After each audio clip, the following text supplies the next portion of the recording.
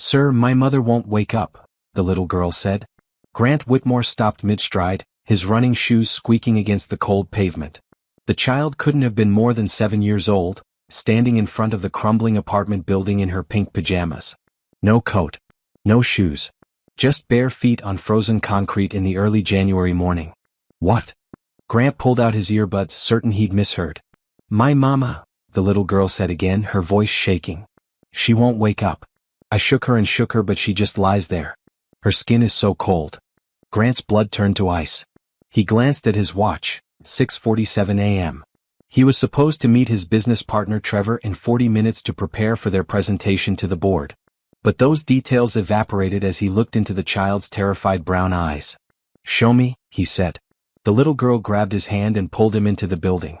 The lobby smelled of mildew and old cooking grease. They climbed 3 flights of stairs, the girl moving fast despite her bare feet. She led him to apartment 3C and pushed open the door that had been left ajar. Inside, the apartment was tiny but spotlessly clean.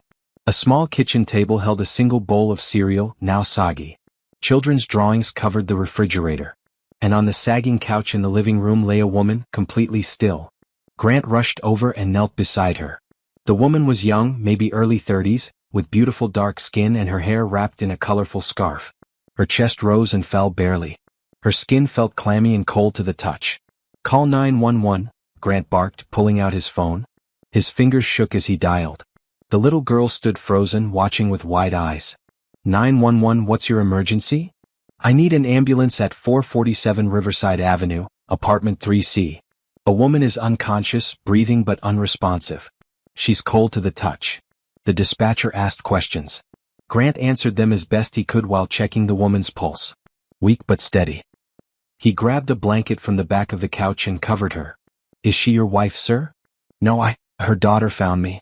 I was running by and the child said her mother wouldn't wake up. The ambulance is 4 minutes away. Stay on the line with me." Grant looked at the little girl, who had started crying silently, tears streaming down her round cheeks.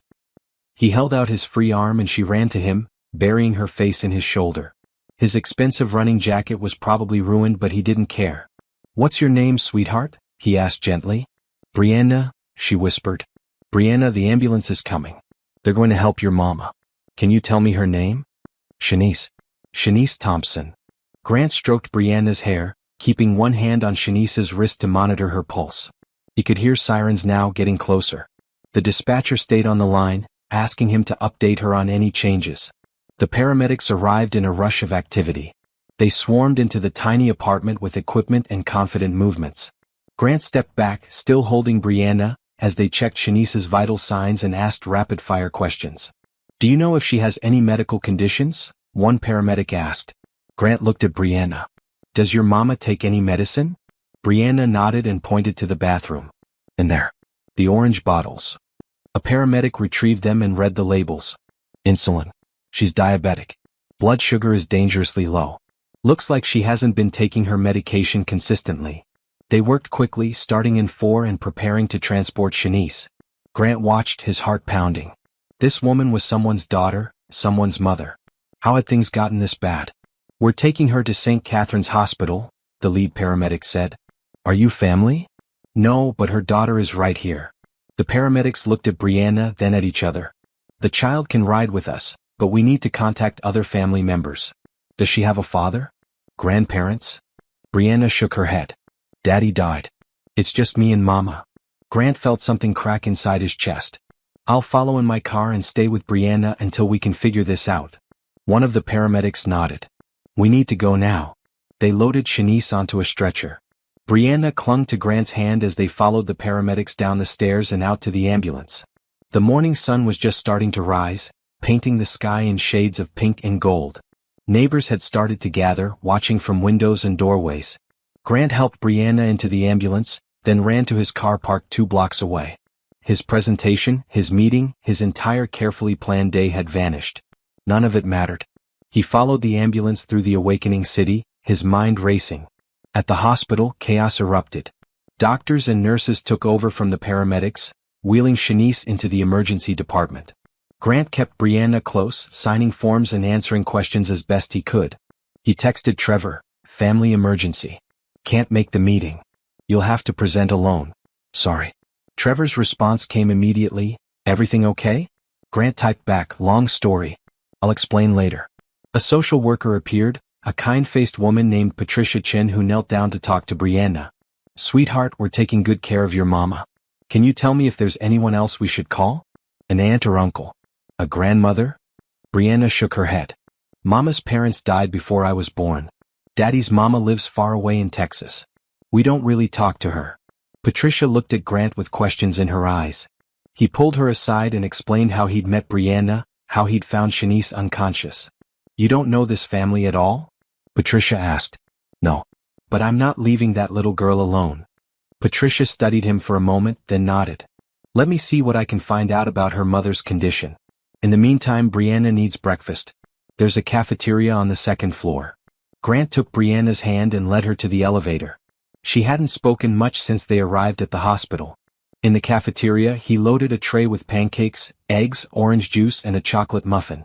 Brianna picked at the food. Is Mama going to die? She asked suddenly, her voice small.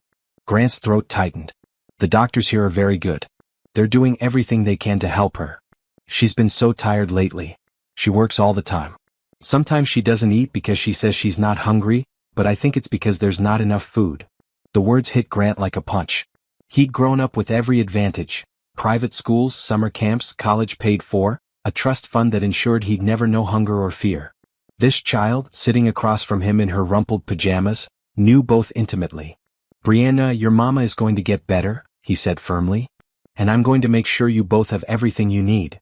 She looked at him with those big brown eyes, wanting desperately to believe him. They sat in the cafeteria for over an hour before Patricia found them. Brianna, your mama is stable. She's awake and asking for you. Would you like to see her?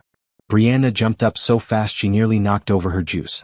Grant followed them through the hospital corridors to a room in the intensive care unit. Shanice lay in the bed, hooked up to various machines, but her eyes were open. Mama? Brianna ran to the bed. Shanice's face crumpled as she reached for her daughter. Baby, I'm so sorry. I'm so sorry. It's okay, Mama. This nice man helped me. His name is... Brianna turned to Grant. I don't know your name. Grant, he said, stepping forward. Grant Whitmore. Shanice looked at him, confusion and gratitude warring in her expression. You helped my baby? She found me when I was running. I called 911. Tears spilled down Shanice's cheeks. Thank you. Thank you so much. I don't know what would have happened if... Don't think about that, Grant said gently. You're safe now. The doctor said you collapsed from exhaustion and malnutrition. Your blood sugar was extremely low. Shanice closed her eyes. I ran out of insulin last week. I was trying to stretch it until my next paycheck. Grant felt anger rise in his chest, not at Shanice but at a system that forced someone to ration life-saving medication. When do you get paid? Friday. 3 more days. And you have 3 jobs? Shanice nodded weakly. I clean offices at night, work at a grocery store during the day, and do bookkeeping for a small business on weekends. It's barely enough to cover rent and Brianna's asthma medication and food and... Her voice trailed off. Grant could see the shame in her eyes, the exhaustion that went bone deep. Not anymore, he said firmly. I'm going to help you. Shanice started to shake her head. I can't accept charity. I don't even know you. It's not charity. It's basic human decency. Your daughter saved your life this morning by being brave enough to ask a stranger for help. Now let me help both of you. A doctor entered the room, interrupting the moment. Miss Thompson, I need to discuss your treatment plan.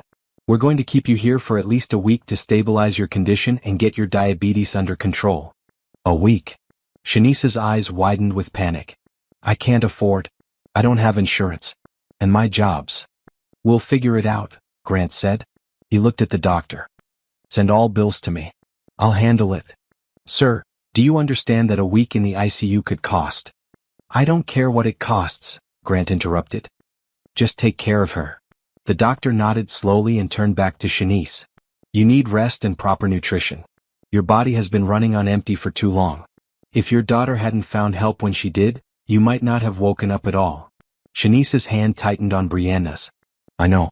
I was trying so hard to keep everything together. After the doctor left, Patricia returned.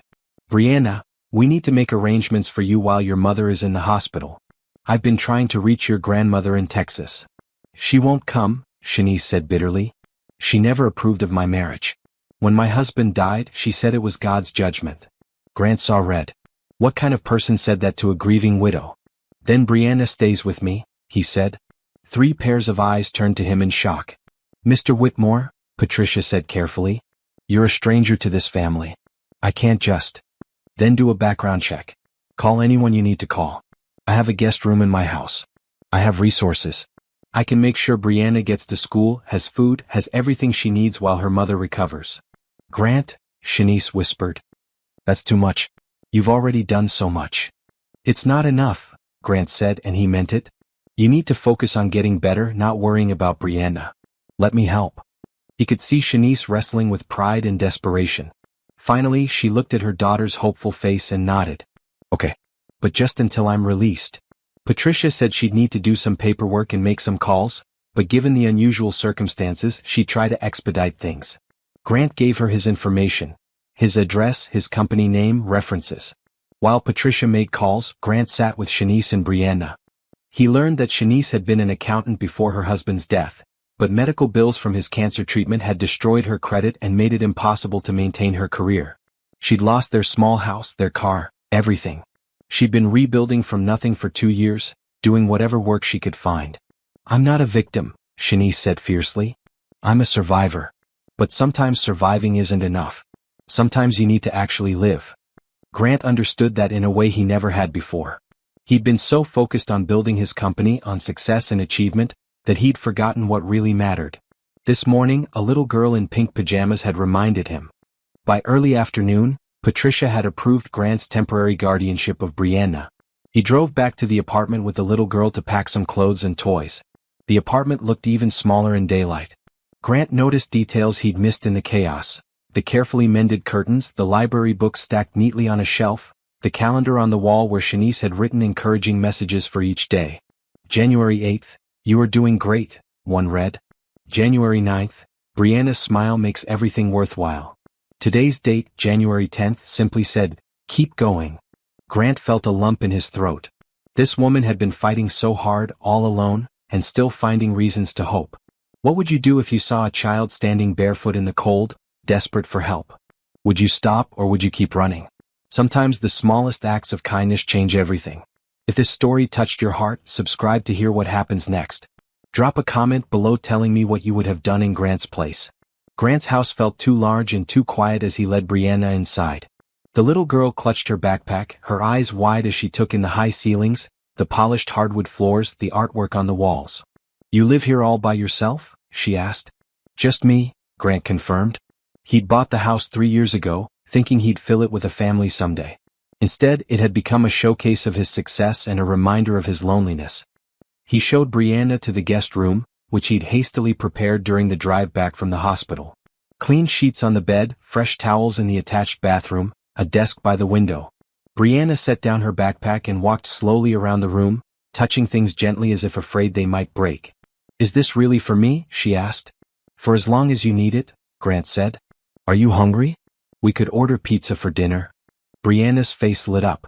I like pepperoni. While they waited for the pizza, Grant called his assistant Rebecca and explained the situation. She listened without interrupting, which was one of the many reasons he valued her. I need you to clear my schedule for the next few days, he said. Cancel everything that isn't absolutely critical. And I need you to look into something else. He lowered his voice, even though Brianna was in the other room watching cartoons. Shanice Thompson has medical bills she can't pay and she's about to lose 3 jobs. I want you to work with the hospital billing department to make sure everything is covered. And contact her employers. Explain that she's had a medical emergency and needs time to recover.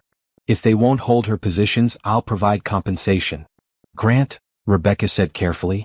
This is very generous, but you barely know this woman. I know enough, Grant said. She's been killing herself trying to provide for her daughter. Nobody should have to choose between life-saving medication and food. Understood. I'll take care of it. How's the little girl doing? Grant glanced toward the living room where Brianna sat curled up on his massive leather couch, looking impossibly small. She's being incredibly brave. But she's terrified. You're doing a good thing, Rebecca said softly. I'll handle everything on this end.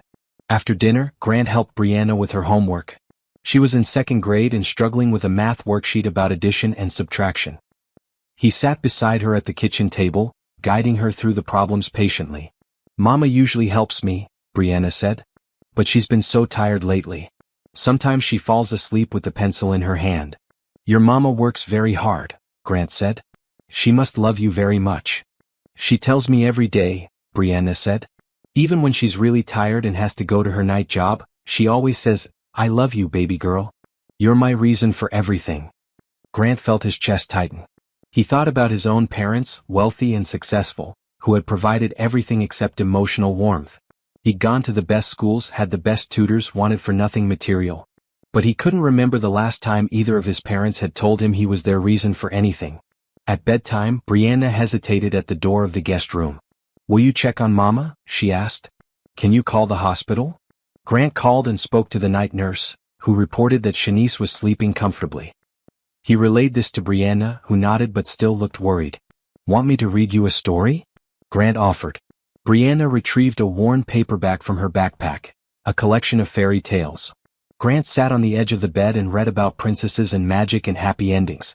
Brianna's eyes grew heavy, and by the time he finished the third story she was asleep. He stood in the doorway for a moment, watching her breathe. Such a small person carrying such enormous worry. He made a silent promise to himself and to her sleeping form. He would make sure Shanice got the help she needed, whatever it took. The next morning, Grant woke early and made pancakes. Brianna appeared in the kitchen doorway, rubbing her eyes. "Did you sleep okay?" he asked. She nodded. "I dreamed Mama came home." "She will," Grant assured her. "But first she needs to get strong again. How about we visit her after breakfast?" At the hospital, they found Shanice looking better than the day before. Color had returned to her cheeks, and she sat propped up in bed rather than lying flat. Her face broke into a smile when Brianna ran to hug her. "Baby, I missed you so much," Shanice murmured, kissing Brianna's forehead. "Were you good for Mr. Whitmore?" "Grant," he corrected gently. "And she was perfect." A doctor came in to check on Shanice. Grant stepped into the hallway with Brianna to give them privacy. A few minutes later, the doctor emerged and motioned for Grant to follow him to a quiet corner. "Mr. Whitmore, I understand you're covering Miss Thompson's medical expenses," the doctor said. "I want you to understand the full scope of what we're dealing with. She's severely malnourished. Her diabetes has been poorly managed for months, maybe longer. She's anemic. She's showing signs of chronic stress. This isn't just about one episode of low blood sugar. Her entire system is shutting down from prolonged neglect." "What does she need?" Grant asked. "Time, rest, proper medication, nutritious food, and significantly less stress. She's been working herself to death, literally. If she goes back to that same situation, we'll see her back here in a few months, and next time we might not be able to save her." Grant absorbed this information. What if she didn't have to go back to that situation? The doctor raised an eyebrow. "I'm a physician, not a social worker. But I can tell you that stress is killing as many people as heart disease these days. If you can help reduce her burden, you'd be doing more than any medicine I can prescribe." Back in Shanice's room, Grant found her crying quietly while Brianna dozed in the chair beside her bed. "Hey," he said softly. "What's wrong?" "The doctor said I have to stay here for at least a week, maybe longer," Shanice whispered. "My rent is due on the 15th. I have bills. I'll lose my jobs. Everything I've been working for." "Already handled," Grant said. "My assistant contacted your employers. They're holding your positions. And I'll cover your rent and bills until you're back on your feet." Shanice stared at him. "What? Why are you doing this?" Grant sat down in the other visitor chair. "Do you believe in fate?" "Because I don't usually. But I think about what would have happened if I'd chosen a different running route yesterday morning. If I'd put my music on louder. If I'd been 5 minutes earlier or later. Brianna wouldn't have found me. You might have died. And I would have gone to my meeting and made my presentation and never known that I'd run past someone who needed help." "That doesn't answer my question," Shanice said. Grant met her eyes. "I grew up with everything. Money, opportunities, education.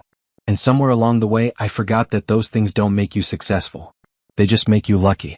You've been fighting for 2 years to give your daughter a good life, working 3 jobs, sacrificing your own health. That takes more strength than anything I've ever done. So let me use what I have to help you.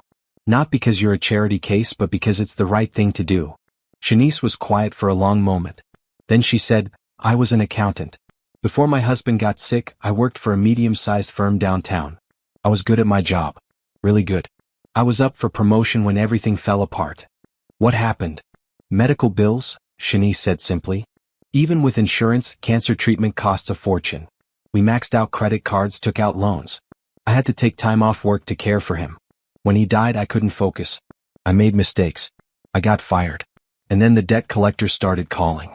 We lost our house. I couldn't get another accounting job with my credit destroyed and a gap in my employment history. So I took whatever work I could find. But you still did bookkeeping on weekends? Grant noted. For a small restaurant in my neighborhood. The owner, Mrs. Rodriguez, knew me before everything happened. She hired me under the table for cash. It kept my skills sharp and gave me hope that maybe someday I could work my way back. An idea was forming in Grant's mind. What if you didn't have to work your way back? What if you could jump directly back into accounting? Shanice laughed bitterly. No one's going to hire me. Not with my history. I would, Grant said. She stared at him. What? My company, Whitmore Financial Solutions. We provide investment and financial planning services to medium-sized businesses. We're growing fast and I need good people. People who understand what it's like to struggle, who won't judge clients who are facing hard times. Grant, I haven't worked in a real accounting position in 2 years. I'm rusty. But we'll train you. Bring you back up to speed. Pay you a real salary with benefits.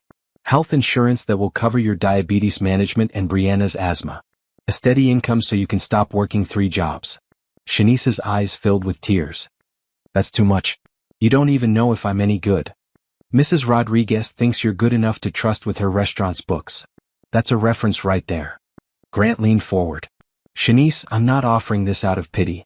I'm offering it because you deserve a chance to rebuild your life. And because I think you'd be an asset to my company. I don't know what to say. Say yes. Say you'll let me help. Say you'll give yourself permission to accept something good. Shanice looked at her sleeping daughter, then back at Grant. Yes, she whispered. Yes, okay. Thank you. Over the next few days, a routine developed. Grant would work from home in the mornings, making calls and reviewing documents while Brianna did her schoolwork at the kitchen table. In the afternoons, they'd visit Shanice at the hospital.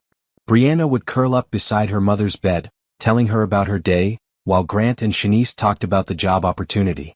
Rebecca sent over sample financial reports and accounting software tutorials. Shanice studied them hungrily, proving she hadn't forgotten as much as she feared. Grant watched her confidence slowly return as she remembered skills she'd thought were lost. On the 4th day, Grant brought his laptop to the hospital and they went through the employee benefits package together. Shanice's hands shook as she looked at the health insurance coverage. This is comprehensive, she said. Full medical, dental, vision. Mental health coverage. This is better than what I had before. Everyone deserves good health care, Grant said. And the salary we discussed is enough that you can afford a decent apartment in a safe neighborhood. No more choosing between medication and food. Shanice put her hand over her mouth, tears streaming down her face. Brianna, coloring at a small table in the corner, looked up with concern. Mama? Are you sad? No, baby, Shanice managed. These are happy tears. Everything is going to be okay now. Grant stepped out to give them privacy. In the hallway he found Patricia, the social worker who had helped them that first day. I've been checking in on the Thompson case, she said. What you're doing for them is remarkable. I'm just offering a job and helping with some bills, Grant said. Patricia smiled. You're offering hope. I've been doing this work for 15 years, and I can tell you that hope is rarer than you'd think. Most people in Shanice's situation just keep sinking until they drown. You threw her a lifeline. She did the hard part, Grant said. She survived. She kept her daughter safe and loved. All I did was show up. Sometimes showing up is everything, Patricia said. That evening, as Grant tucked Brianna into bed, she said, Grant? Can I ask you something? Of course. Are you going to be in our lives after Mama comes home? Or will you go away? The question hit him harder than he'd expected. Over the past few days, he'd grown attached to this little girl with her bright smile and serious eyes. The house felt less empty with her in it. His carefully ordered life had been disrupted, but in the best possible way. I'd like to stay in your lives, he said honestly. If that's okay with you and your mama. Brianna smiled. I'd like that too. You're nice. And you make good pancakes. Grant laughed. High praise. As he turned off the light, Brianna said sleepily, Grant?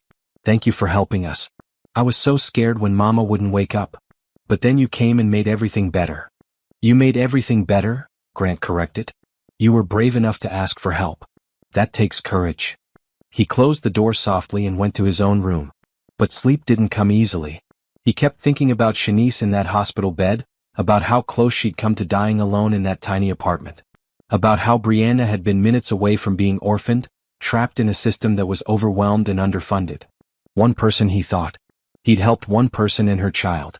It seemed like such a small thing against the vast ocean of need in the world. But to Shanice and Brianna, it was everything. His phone buzzed with a text from Trevor. How's your family emergency? Grant smiled at the phrase. Getting better, he typed back. Sorry I missed the presentation. We landed the contract, Trevor replied. But that's not important. Take care of whatever you need to take care of. Family comes first. Grant stared at the word family. He'd never had much of one, not really. His parents were alive but distant, more interested in their own pursuits than in him. He had a sister, Amy, who lived in Boston and called once a month out of obligation more than affection. But sitting at his kitchen table with Brianna, helping her with homework, or standing beside Shanice's hospital bed, discussing dreams and possibilities, he'd felt something he hadn't experienced in years: connection. Purpose beyond profit margins and growth strategies. Maybe, he thought, family wasn't just about blood. Maybe it was about showing up. About being there when someone needed you. About choosing every day to care. He fell asleep thinking about Shanice's smile when he'd offered her the job. About the way her eyes had lit up with hope for the first time since he'd met her. About Brianna's small hand in his as they walked through the hospital corridors. Tomorrow the doctors would decide if Shanice was strong enough to be discharged. And then the real work would begin, helping her rebuild a life that was stable and safe and full of possibility. Grant found himself looking forward to it more than he'd looked forward to anything in a long time. 1 week after that frozen January morning, Shanice was discharged from the hospital. Grant picked her up with Brianna bouncing excitedly in the back seat. Shanice looked healthier, stronger, but Grant could see the nervousness in her eyes as she settled into his car. The apartment. She started. Already handled, Grant said. Rebecca went by yesterday with a moving crew. Your belongings are in storage. I found a place I think you'll like. Want to see it? Shanice glanced back at Brianna, who nodded enthusiastically.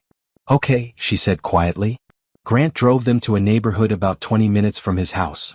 Tree-lined streets, well-maintained buildings, a park visible in the distance. He pulled up in front of a 3-story brick building with flower boxes in the windows. This is it, he said.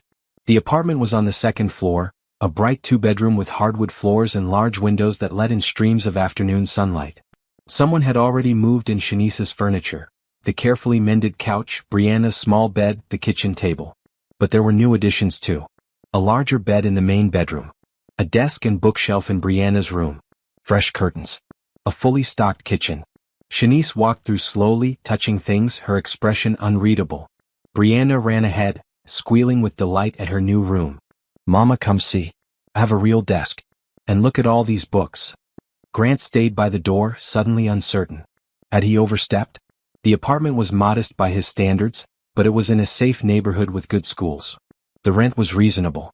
But maybe Shanice felt overwhelmed by his involvement in her life. She came back to where he stood and he was startled to see tears on her cheeks.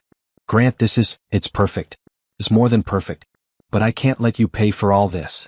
You're not, Grant said. The security deposit and first month's rent are a signing bonus for your new job. After that, you'll pay rent from your salary.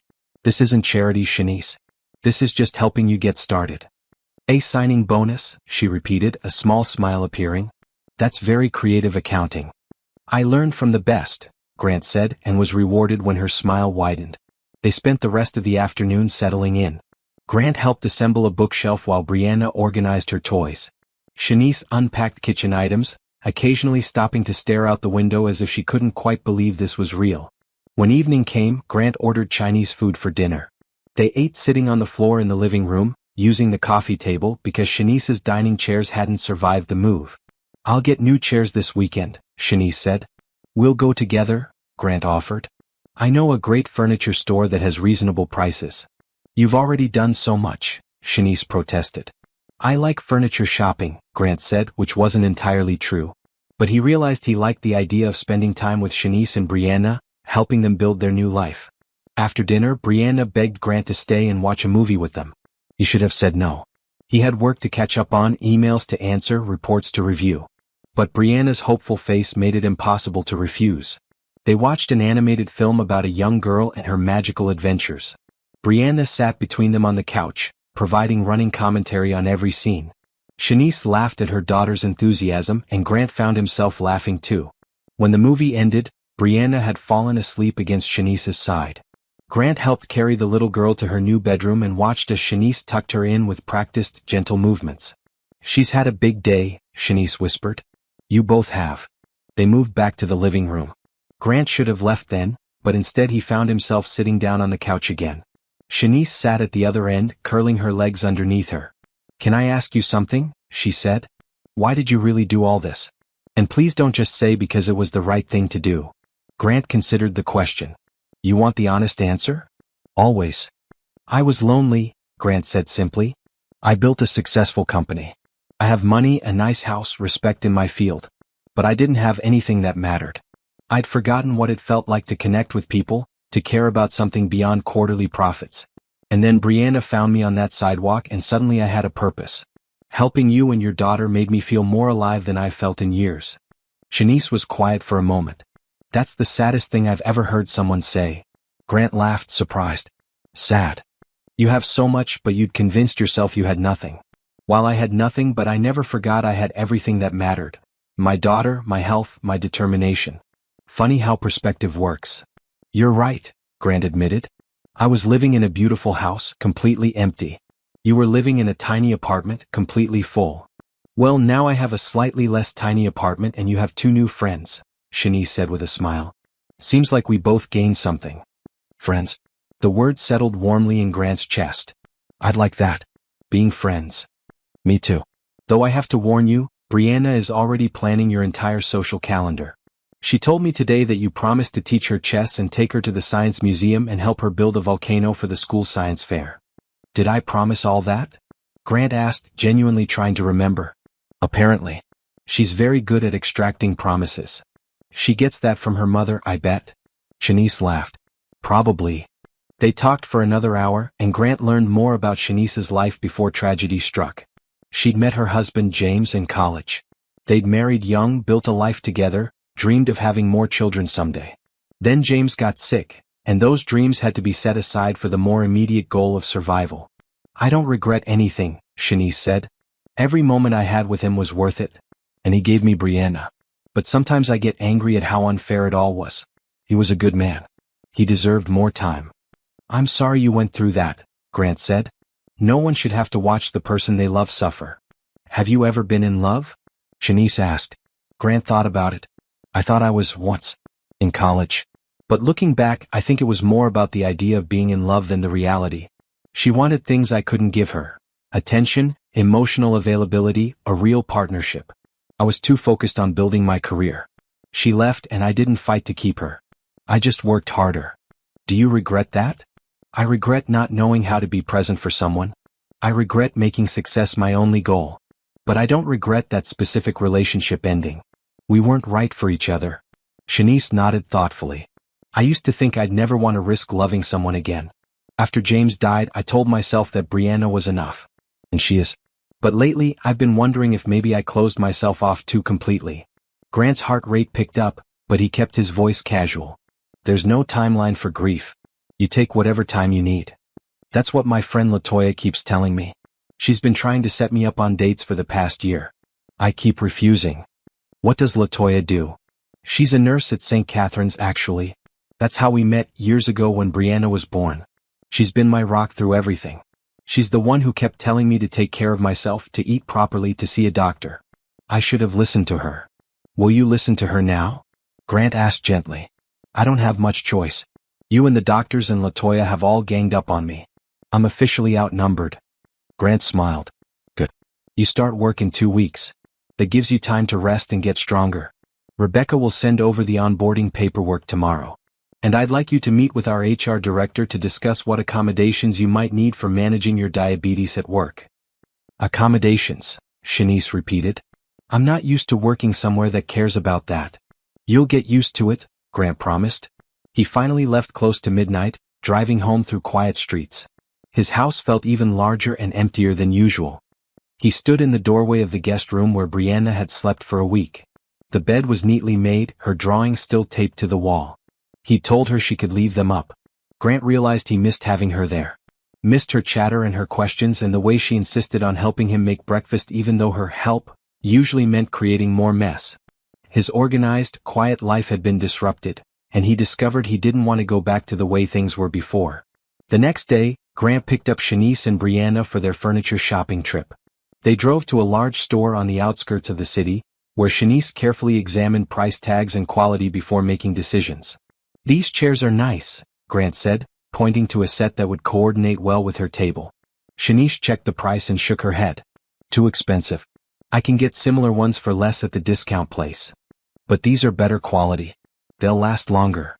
"Grant, I appreciate everything you've done, but I need to budget carefully. The salary you're paying me is generous, but I have debts to pay off. I can't afford to buy expensive furniture right now." She was right, of course. Grant admired her fiscal responsibility even as he wanted to argue that she deserved nice things. They compromised on mid-range chairs that were on sale.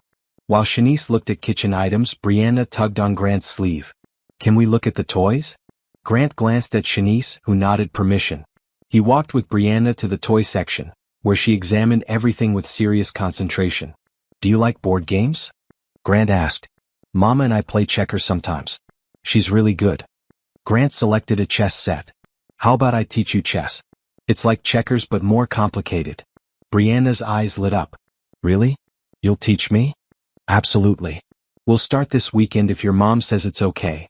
They rejoined Shanice at the checkout line. She raised an eyebrow at the chess set but didn't object.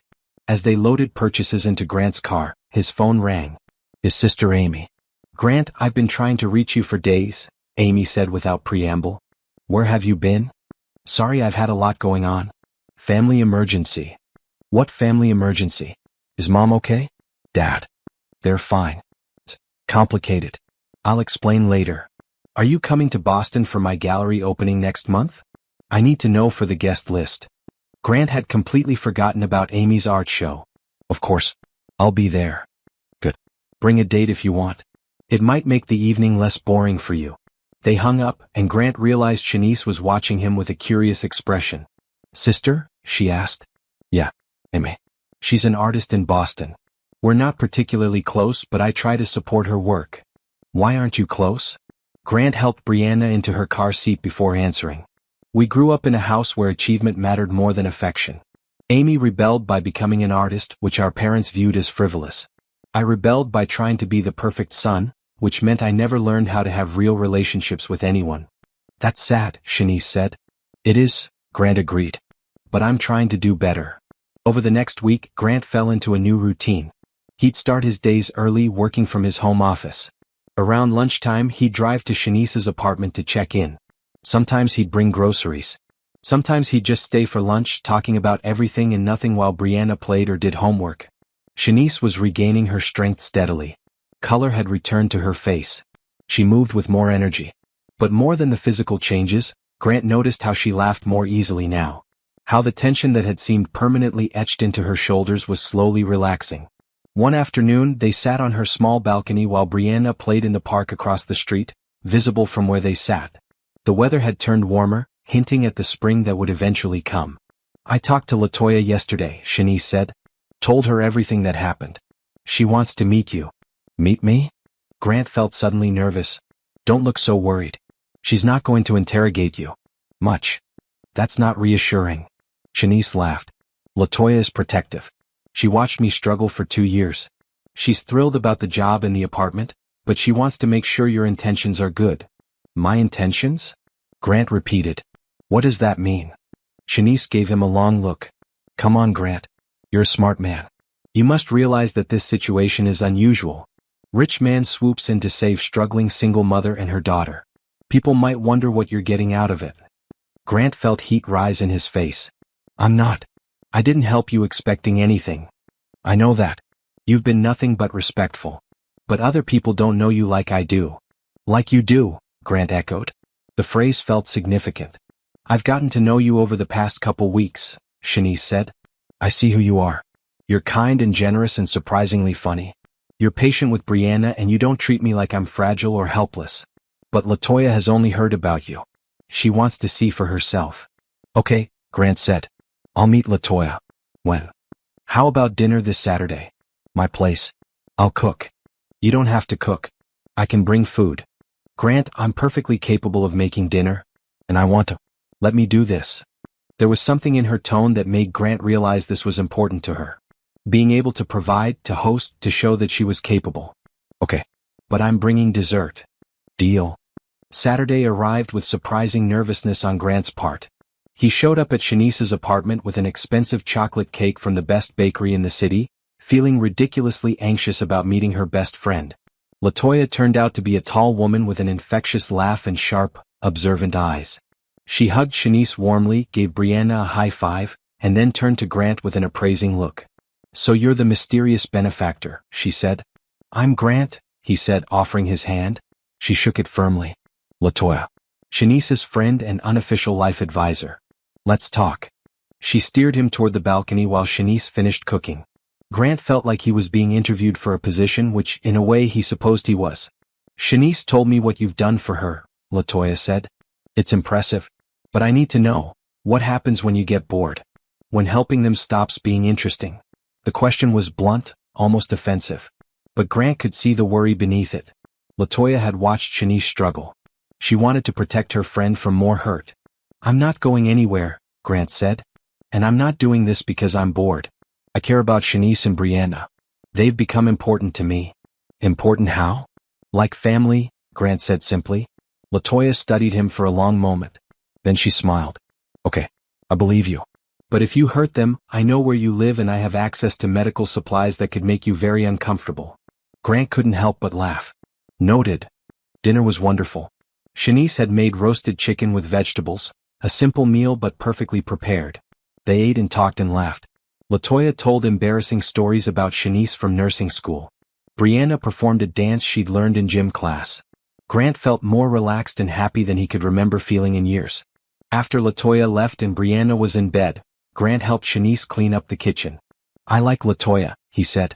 Even though she threatened me. Shanice laughed. She threatened you? When? On the balcony. Said something about medical supplies. That sounds like her. Did you pass the test? I think so. At least I'm still alive. They finished the dishes in comfortable silence.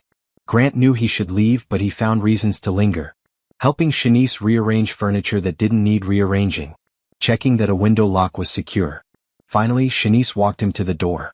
They stood there awkwardly, neither quite ready to say goodbye. Thank you for coming tonight, Shanice said. And for bringing that amazing cake. Brianna's going to want cake for breakfast now. Tell her I support that decision, Grant said. Shanice smiled. I will not tell her that. You start work on Monday, Grant said. Are you nervous? Terrified, Shanice admitted. But excited too. I can't wait to feel productive again. You're going to be great. Rebecca has your workspace all set up. And I'll be right down the hall if you need anything. Thank you, Grant. For everything. I don't say it enough, but you changed our lives. I'll never forget that. Grant wanted to say that she'd changed his life too. That his empty house and carefully controlled existence had felt hollow until a little girl in pink pajamas had asked him for help. But the words stuck in his throat. Instead he said, get some rest. Big day on Monday. He drove home thinking about Shanice's smile, the warmth in her eyes, the way she'd looked standing in her kitchen, cooking for people she cared about. He thought about how natural it had felt, sitting at her table, being part of her evening. He was in trouble, Grant realized. He'd fallen for Shanice Thompson. Somewhere between that frozen morning and chocolate cake on a Saturday night, she'd become more than a person he'd helped. She'd become someone he couldn't imagine not knowing. The question was, what was he going to do about it? Monday morning arrived bright and clear.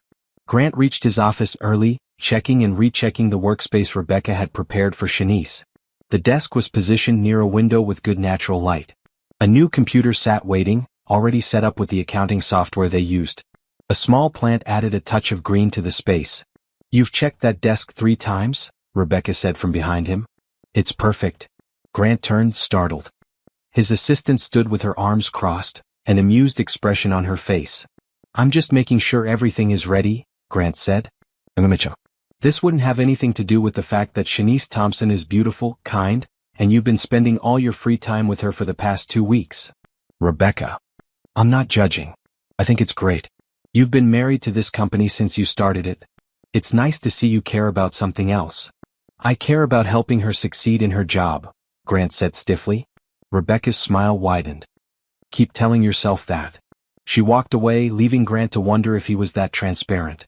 But he didn't have time to dwell on it because Shanice arrived right at 8 o'clock, dressed in a professional blue blazer and skirt, her hair pulled back in a sleek bun.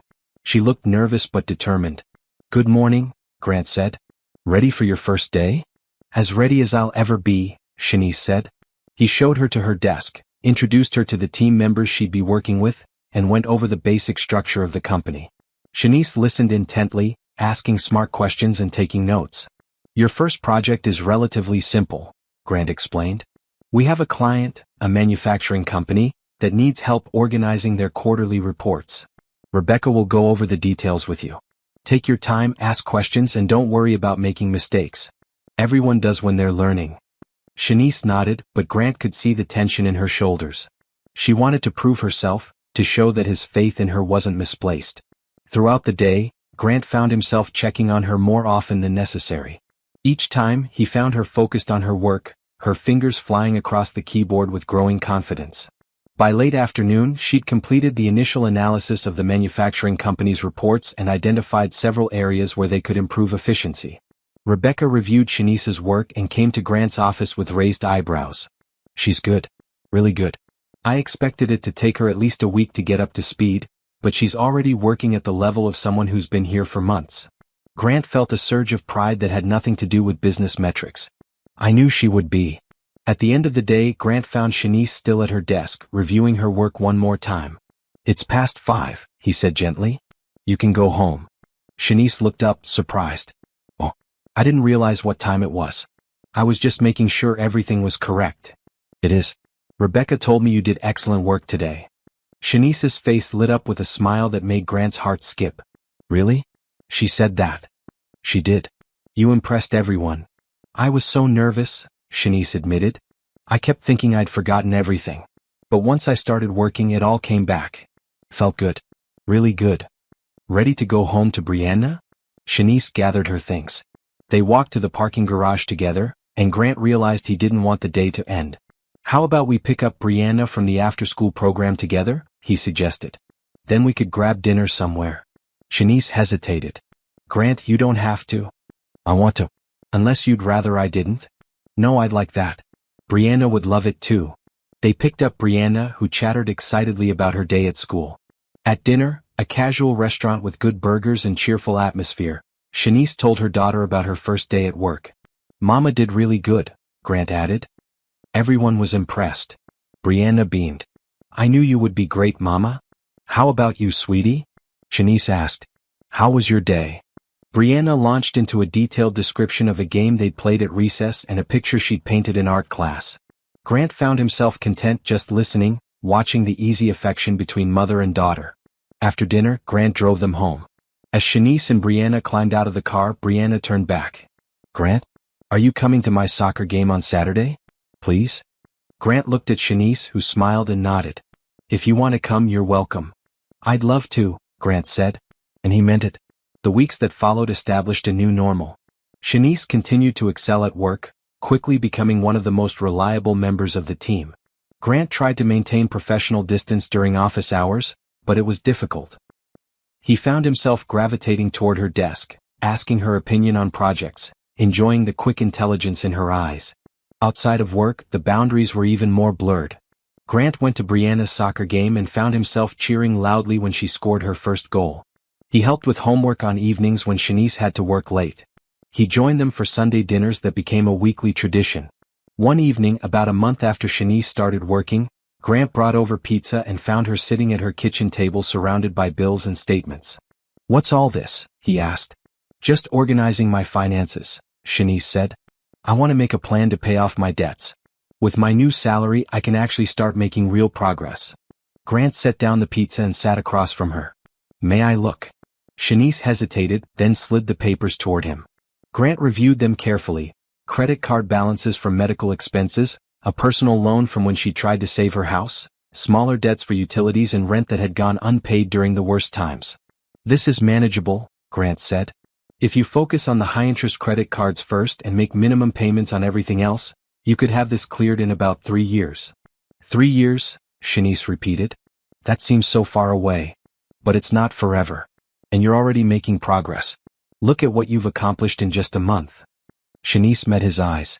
I couldn't have done any of it without you. Yes, you could have, Grant said firmly. Maybe it would have taken longer. Maybe the path would have been harder. But you would have found a way. You're one of the strongest people I've ever met. I don't feel strong most of the time. I feel like I'm barely keeping it together. That's what strength is, Grant said. Keeping going even when you're scared. Even when everything feels impossible. They worked together on a budget and payment plan. Grant explained strategies for managing debt and building savings. Shanice asked questions and took notes, her mind absorbing the information quickly. You could do this professionally, Grant observed. Financial counseling. Helping other people in situations like yours. Maybe someday, Shanice said. Right now, I'm just trying to keep my own head above water. Brianna appeared in the doorway, rubbing her eyes. Is Grant staying for dinner? I brought pizza, Grant said. So yes, if your mom says it's okay. Shanice smiled. Of course it's okay. Let's eat before the pizza gets cold. They moved to the living room, eating off paper plates while Brianna told them about a project she was working on at school about different countries. She'd chosen Nigeria. Why Nigeria? Grant asked. Because that's where Mama's grandparents came from, Brianna said. Before they came to America. Grant looked at Shanice with interest. I didn't know that. My grandmother used to tell me stories, Shanice said. About growing up in Lagos, about the food and the music and the family gatherings. She came here when she was young, looking for better opportunities. She always said America gave her chances she wouldn't have had otherwise, but she never forgot where she came from. She sounds remarkable, Grant said. She was. She passed away when I was in college. She would have loved Brianna. Grant watched the wistfulness on Shanice's face and felt the loss she carried. Not just of her husband, but of all the family connections that had been severed by time and circumstance. After dinner, Brianna convinced them to play a board game. Then another game. Then one more. By the time Grant glanced at his watch, it was nearly 10 o'clock. I should go, he said reluctantly. You say that every time, Brianna pointed out. But you always stay longer. Brianna, Shanice said gently. Grant has his own home to get to. But he's always here anyway, Brianna said with the blunt honesty of children. Why doesn't he just move in? An awkward silence fell. Grant felt heat rising in his face. Shanice looked equally flustered. That's not how it works, baby, Shanice said. Grant is our friend. Friends don't just move in together. Why not? Brianna persisted. You're together all the time. He comes to my soccer games. We eat dinner together. We watch movies. Isn't that what families do? Grant's heart clenched. Out of the mouths of children came truth he wasn't ready to face. They did act like a family. But they weren't. Not really. He was the helpful friend, the generous boss. Nothing more. Except he wanted to be more. The realization hit him with sudden clarity. He wanted to be Brianna's father figure. He wanted to be Shanice's partner. He wanted this small, bright apartment to be a place where he belonged, not just visited. But Shanice had loved her husband deeply. She'd only been widowed for 2 years. She was just getting back on her feet. The last thing she needed was pressure from him. Brianna makes a good point, Grant said lightly. We do spend a lot of time together. But your mom is right. Friends have their own spaces. It's important. Brianna looked dissatisfied but didn't argue further. Grant helped clean up the game pieces, said his goodbyes and left. In his car, he sat for a moment before starting the engine. Brianna's question echoed in his mind. Why didn't he just move in? Because it would be inappropriate. Because Shanice might feel obligated to say yes. Because rushing things could ruin everything. But he was tired of going home to an empty house. Tired of being alone. His phone buzzed. A text from Shanice. Sorry about Brianna's question. She doesn't understand boundaries yet. Grant typed back. It's okay. She's perceptive. We do spend a lot of time together. Pause. Then, is that a problem? Grant stared at the question. Was it a problem? Only in the sense that it was making him want things he couldn't have. Not a problem, he typed. I like spending time with you both. We like it too, Shanice replied. See you tomorrow at work. Grant drove home, but his mind stayed in that apartment with Shanice and Brianna. with the life he wanted but wasn't sure he had the right to pursue. The next morning at work, things felt slightly awkward. Shanice was professional and focused, but Grant caught her glancing at him when she thought he wasn't looking. He did the same, watching her work, admiring the way she approached problems methodically. At lunch, Trevor stopped by Grant's office. Trevor Lewis had been Grant's business partner for 5 years, a steady presence and trusted friend. "Got a minute?" Trevor asked. "Always. What's up?" Trevor closed the door and sat down. "I'm going to ask you something as a friend, not a business partner. What's going on with you and Shanice Thompson?" Grant's defenses went up immediately. "Nothing." "Why?" "Grant, come on. I've known you long enough to see when something's different. You're distracted. You leave early. You check your phone constantly. And the way you look at her." "The way I look at her? Like she's the only person in the room," Trevor said bluntly. "Look, I'm not criticizing. Shanice seems like a great person. But you're her boss. That's complicated." Grant dropped his head into his hands. I know it's complicated. I didn't plan this. Does she feel the same way? I don't know. Maybe. But she's vulnerable right now. She's rebuilding her life. The last thing I want to do is take advantage of that." Trevor was quiet for a moment. "Can I tell you something about my wife?" Grant looked up. "Nicole?" "Yeah. When we met, she was working as a waitress. I was already successful, had money, had this whole life built up. She thought I was out of her league. I thought she wouldn't want someone as boring as me. We danced around each other for months before I finally got the courage to ask her out." "I didn't know that," Grant said. "We don't really talk about it much. But my point is, different circumstances don't mean incompatible people.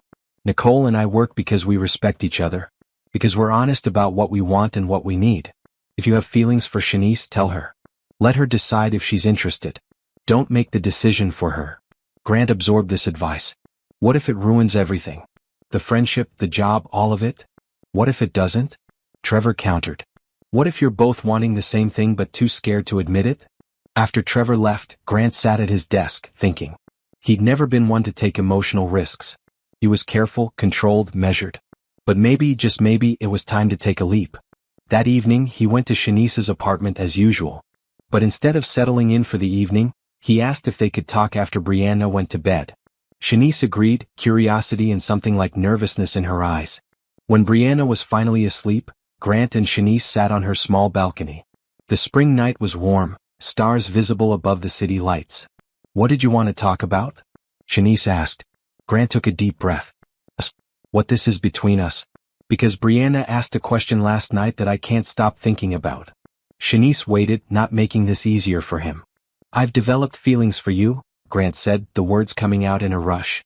"Real, genuine feelings. I look forward to seeing you every day. I think about you when we're apart. When I'm with you and Brianna, I feel like I'm where I'm supposed to be. And I know this is complicated because I'm your boss and you've been through so much and you might not feel the same way, but I had to tell you. I had to be honest." He forced himself to meet her eyes, to face whatever reaction she might have. What he saw there made his heart skip. Hope, fear, and something that looked like joy. "Grant," Shanice said softly. "I feel the same way." Grant's heart soared, but before he could respond, Shanice held up a hand. "Wait, let me finish. I have feelings for you too. But I'm scared. Not of you," she added quickly. "Of what this means. I loved James with everything I had. When he died, I thought that part of my life was over. I focused on Brianna and survival. I didn't think I'd ever want to open my heart again." "I understand," Grant said quietly. "Do you?" Shanice's voice was gentle but serious. "You've never lost someone you built your whole life with. You've never had to explain to your 7-year-old daughter that daddy isn't coming home. You've never felt like your heart was physically torn out of your chest." Grant shook his head. "No. I haven't experienced that kind of loss." "I'm not saying this to push you away," Shanice continued. "I'm saying it because if we do this, if we try to be something more than friends, you need to understand that I come with history. With grief that doesn't just disappear because I have feelings for someone new. With a daughter who might have complicated emotions about me dating again. It won't be simple." "Nothing worth having is simple," Grant said. "And I'm not asking you to forget James or stop grieving. I'm just asking for a chance. To see where this could go. At whatever pace feels right for you." Shanice studied him in the darkness. "You really mean that?"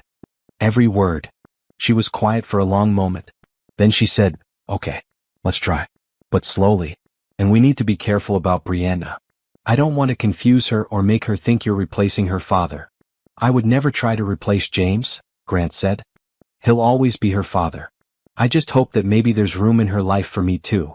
Shanice smiled and Grant saw tears glinting in her eyes. There's definitely room. They talked late into the night, establishing what this new phase would look like. They'd keep things professional at work. They'd be honest with Brianna at an age-appropriate level. They'd take time to really get to know each other, not just as friends but as potential partners. When Grant finally left close to midnight, Shanice walked him to the door. They stood there awkwardly, both aware that something had shifted between them. Can I kiss you? Grant asked, his heart pounding. Shanice's smile was answer enough.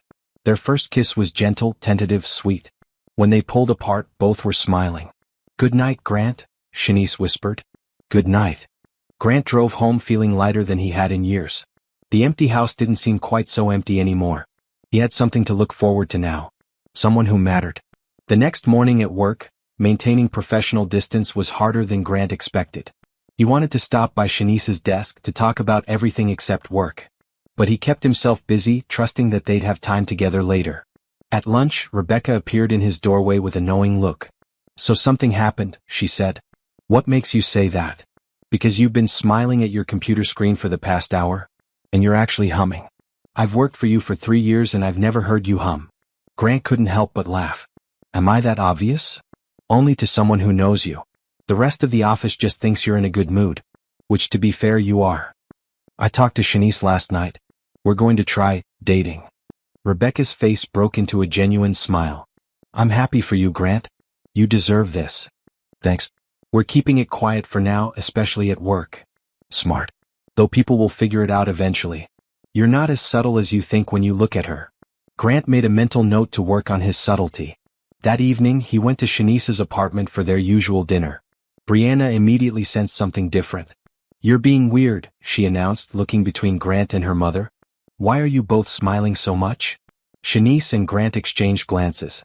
They'd agreed to be honest with Brianna, but finding the right words was challenging. Brianna, come sit down for a minute, Shanice said. We want to talk to you about something. Brianna climbed onto the couch, looking curious and slightly worried. Grant sat in the chair across from them, letting Shanice take the lead. You know Grant has been spending a lot of time with us, Shanice began. Yeah, because we're friends. Right. Well, sometimes when adults are friends for a while, they start to have feelings for each other. Special feelings. Brianna's eyes widened. Like boyfriend and girlfriend feelings? Exactly like that, Shanice confirmed. Grant and I care about each other very much. And we wanted you to know that we're going to start dating. Do you know what that means? Brianna nodded slowly. It means you like each other. And you go on dates. Madison's mom has a boyfriend and they go to movies and stuff. That's right. But this doesn't change how much I love you or how important you are to me. You're always going to be my #1 priority. And I'm not trying to replace your dad, Grant added quietly. I know you had an amazing father who loved you very much. I just hope that maybe there's room in your life for me too. Brianna considered this seriously. Then she said, Are you going to get married? Grant felt his face heat up. Shanice laughed nervously. Sweetie, we're just starting to date. Marriage is way in the future if it happens at all. Right now, we're just spending time together and seeing how things go. But you like him a lot, right, Mama? Yes, I do. And Grant, you like Mama? Very much, Grant said. Brianna smiled. Good. 'Cause I like you too. And Mama has been happy since you started coming around. She sings when she makes breakfast now. She didn't used to do that. Shanice pulled her daughter into a hug. You're okay with this? Yeah. Can Grant still help me with my homework? Of course, Grant said. And come to my soccer games? Definitely. Okay then. I'm okay with it. Brianna paused. Does this mean we're going to be a family? Grant and Shanice looked at each other. That word again, family. We're already a kind of family, Shanice said carefully. People who care about each other and spend time together. But it takes time to build those relationships. We're going to take things slow and see how everyone feels as we go. Okay. Brianna nodded, satisfied with this answer. She jumped up from the couch. Can I tell Madison?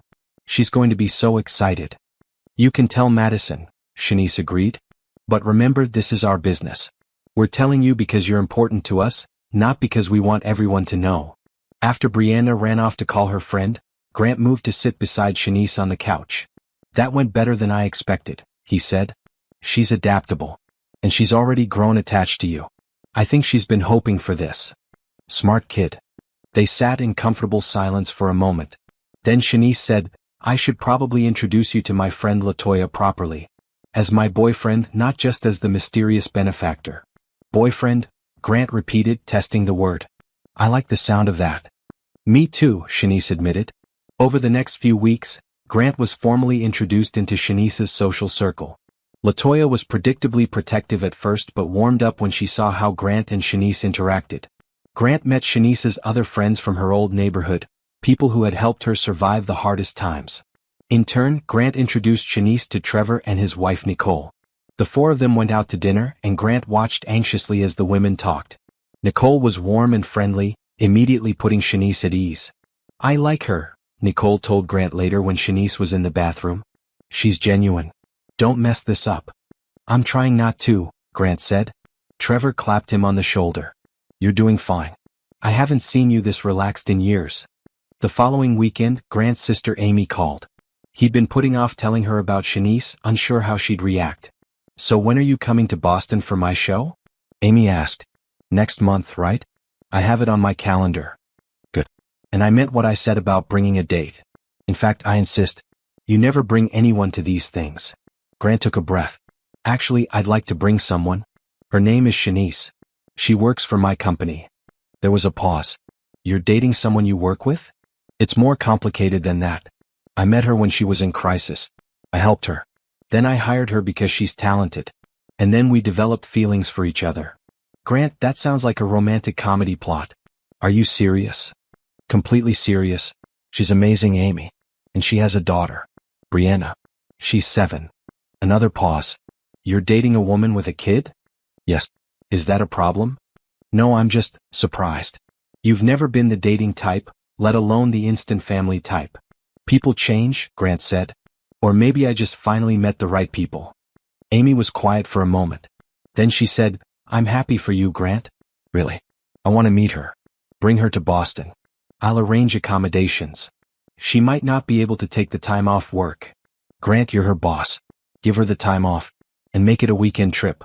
You both could probably use a break from routine. After they hung up, Grant thought about Amy's suggestion. A weekend away in Boston could be good for him and Shanice. But was it too soon? They'd only been officially dating for a few weeks. That evening he brought it up with Shanice. My sister invited us to her gallery opening in Boston next month. She wants to meet you. Shanice looked surprised. You told your sister about me? Of course. You're important to me. And Amy suggested we make it a weekend trip.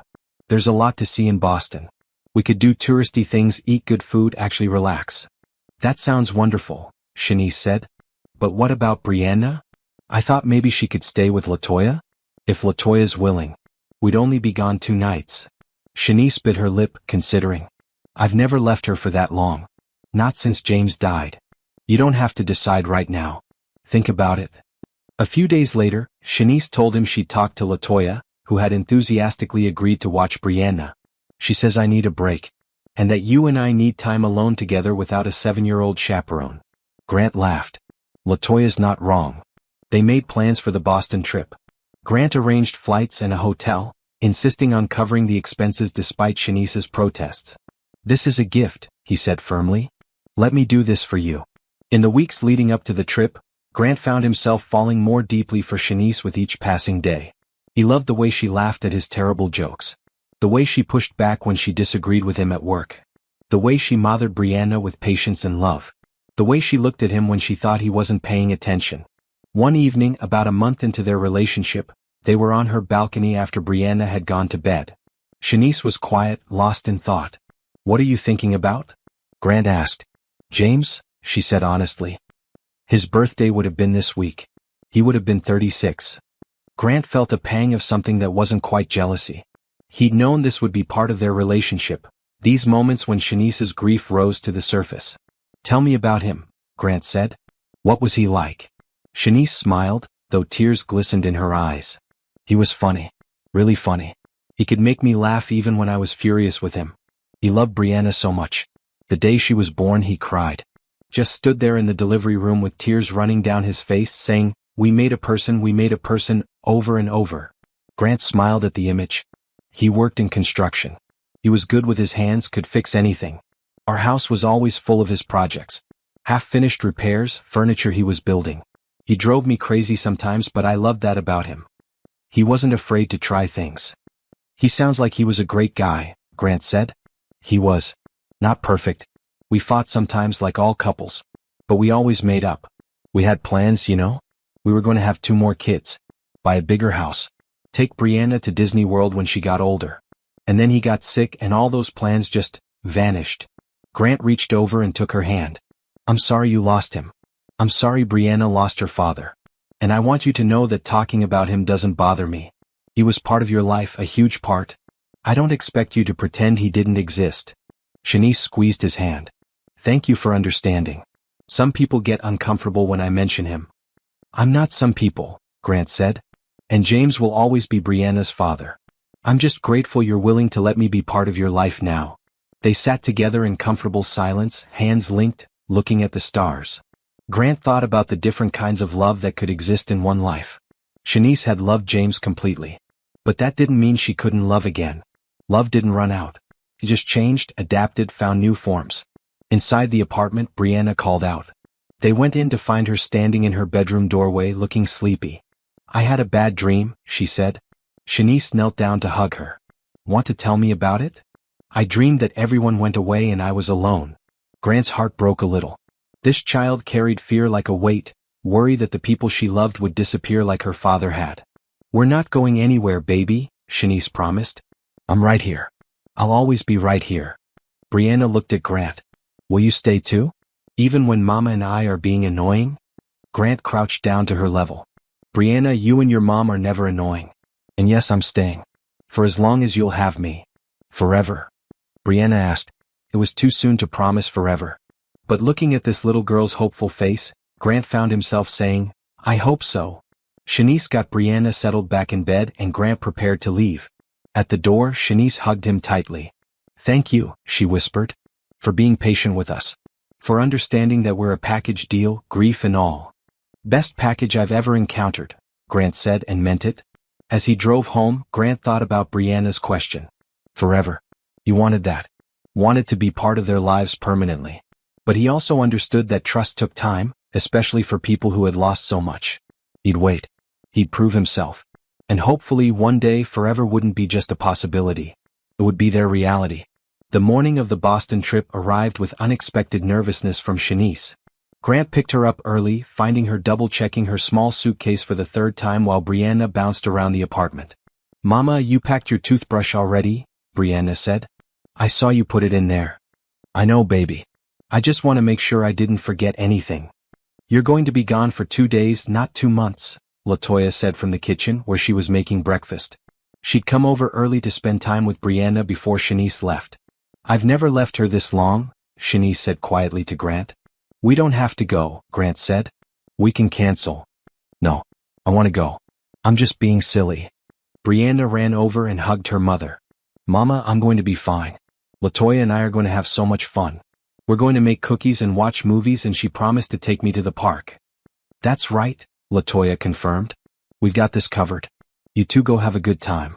After tearful goodbyes from Brianna and promises to call every day, Grant and Shanice headed to the airport. On the plane, Shanice gripped the armrest during takeoff. Not a fan of flying? Grant asked. Haven't been on a plane since James and I went to Florida for our anniversary 5 years ago, Shanice said. I forgot how much I dislike takeoff. Grant covered her hand with his. It's the safest part. Once we're in the air, it's smooth sailing. Shanice relaxed as the plane leveled out. She looked out the window at the clouds below. It's beautiful up here. I forgot. They landed in Boston mid-morning. Grant had rented a car and as he drove them into the city, he pointed out landmarks. Shanice pressed her face to the window like a child, taking everything in. When did you last take a vacation? Grant asked. Define vacation, Shanice said. If you mean a real trip where I wasn't working or worrying about money, probably 6 years ago. Before James got sick. Grant felt a familiar ache in his chest. 6 years. This brilliant, hard-working woman hadn't had a break in 6 years. He'd booked them a hotel in the historic part of the city, a beautiful old building that had been converted to a boutique hotel. Their rooms were on the same floor but separate, respecting the pace they'd agreed to set for their relationship. "This is gorgeous," Shanice said, looking around her room. "Grant, this must have cost a fortune." "Don't worry about the cost. Just enjoy it." They spent the afternoon exploring the city. They walked the Freedom Trail, visited historical sites, stopped for lunch at a restaurant overlooking the harbor. Shanice took photos constantly, saying she wanted to show Brianna everything. At dinner that evening, a casual Italian place Grant knew, they talked about everything and nothing. Work gossip, Brianna's upcoming school play, movies they wanted to see. "This is nice," Shanice said. "Being just us. No responsibilities for a while." "Just us," Grant repeated. "I like the sound of that." After dinner they walked along the harbor. The spring evening was cool but pleasant. Other couples strolled past, hand in hand. Grant reached for Shanice's hand and she laced her fingers through his. "I'm glad I came," Shanice said. "I almost canceled about 5 times. "Why?" "Fear mostly. Fear of leaving Brianna. Fear of getting too comfortable with you. Fear of being happy again." Grant stopped walking and turned to face her. "Why would being happy scare you?" "Because last time I was this happy it all fell apart," Shanice said simply. "James and I were so happy. We had everything planned out. And then cancer took it all away. So some part of me is terrified that if I let myself be happy again, something bad will happen." "I can't promise that nothing bad will ever happen," Grant said. "Life doesn't work that way. But I can promise that I'm going to do everything I can to make you happy for as long as you'll let me." Shanice stepped closer to him. "You make it sound so simple." "Maybe it is simple. Maybe we complicate things by worrying too much about the future instead of enjoying the present." "When did you become so wise?" Shanice teased. "I learned from you," Grant said.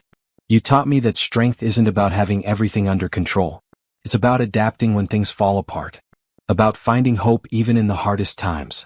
They kissed there on the harbor walk, with the lights of Boston reflecting in the water and the sound of boats creaking at their moorings. It was the kind of moment that felt like it belonged in a movie, too perfect to be real. But it was real and that made it better than any movie.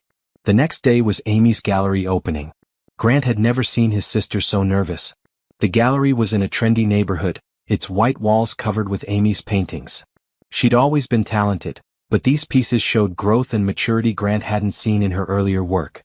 "They're beautiful," Shanice said, studying a large canvas that depicted a city street in vibrant colors.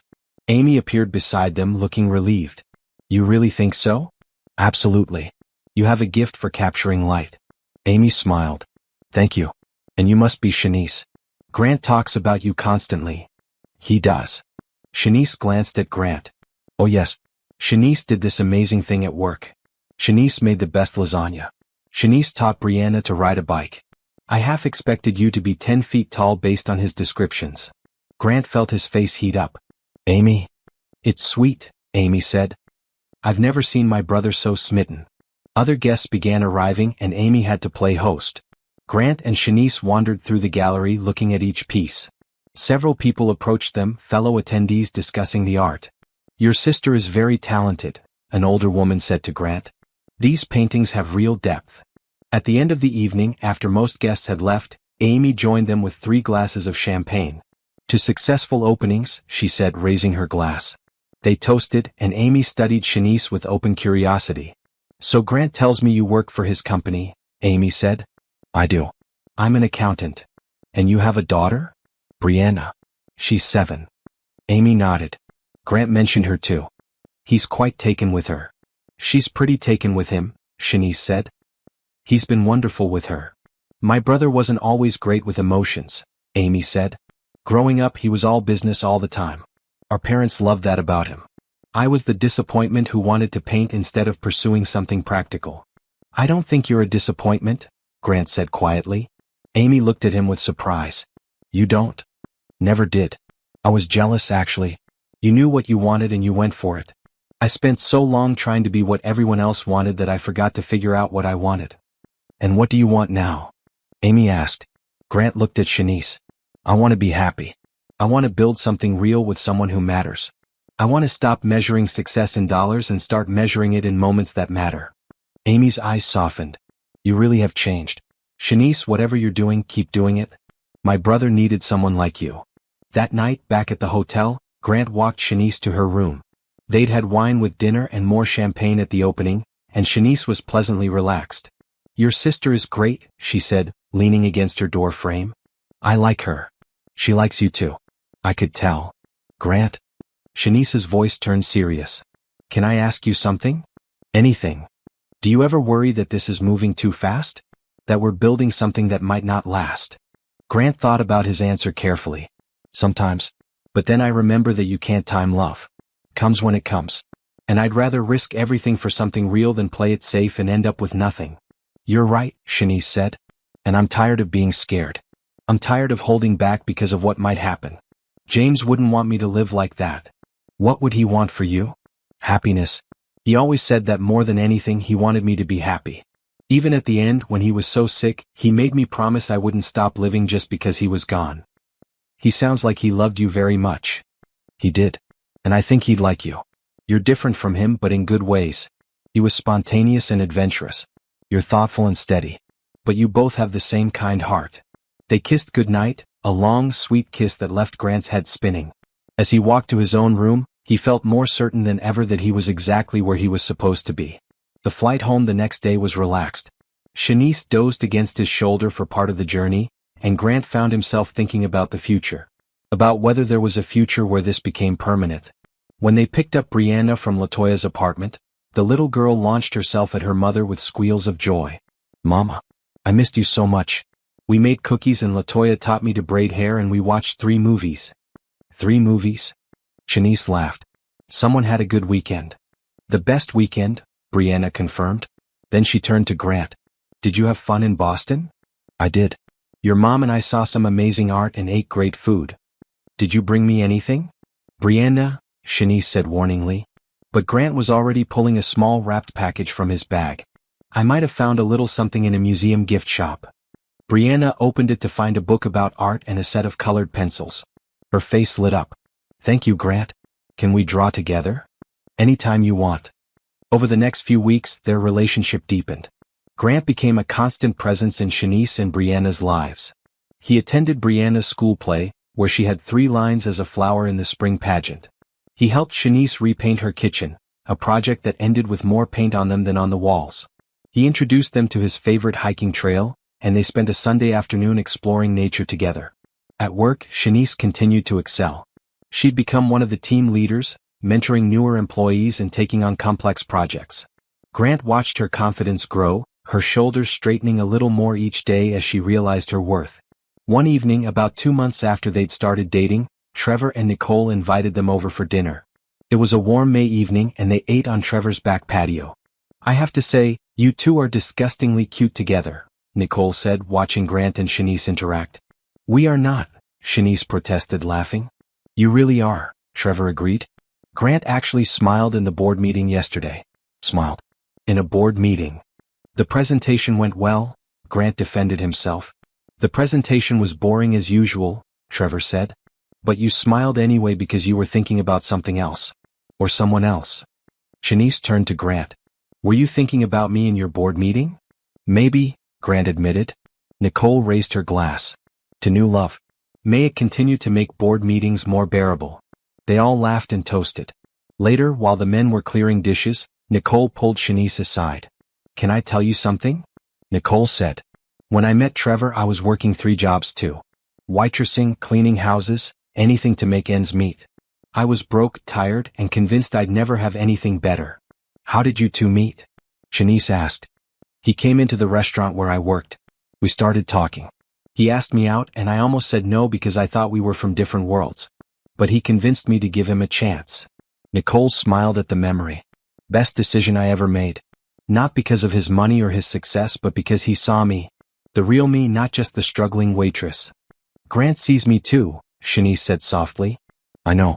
That's why I'm telling you this. Don't let fear or pride or anything else keep you from accepting what he's offering. Not just financial help, though that matters. But real partnership. Real love." Shanice felt tears prick her eyes. "I'm trying. It's just hard to trust that it's real." "Give it time," Nicole said. "And in the meantime, let yourself be happy. You deserve it." Driving home that night, Brianna asleep in the back seat, Shanice reached over and took Grant's hand. Thank you, she said. For what? For being patient with me. For understanding that I need to take things slow. For being there for Brianna. For making me believe in possibilities again. You don't have to thank me for any of that, Grant said. Being with you is the easiest thing I've ever done.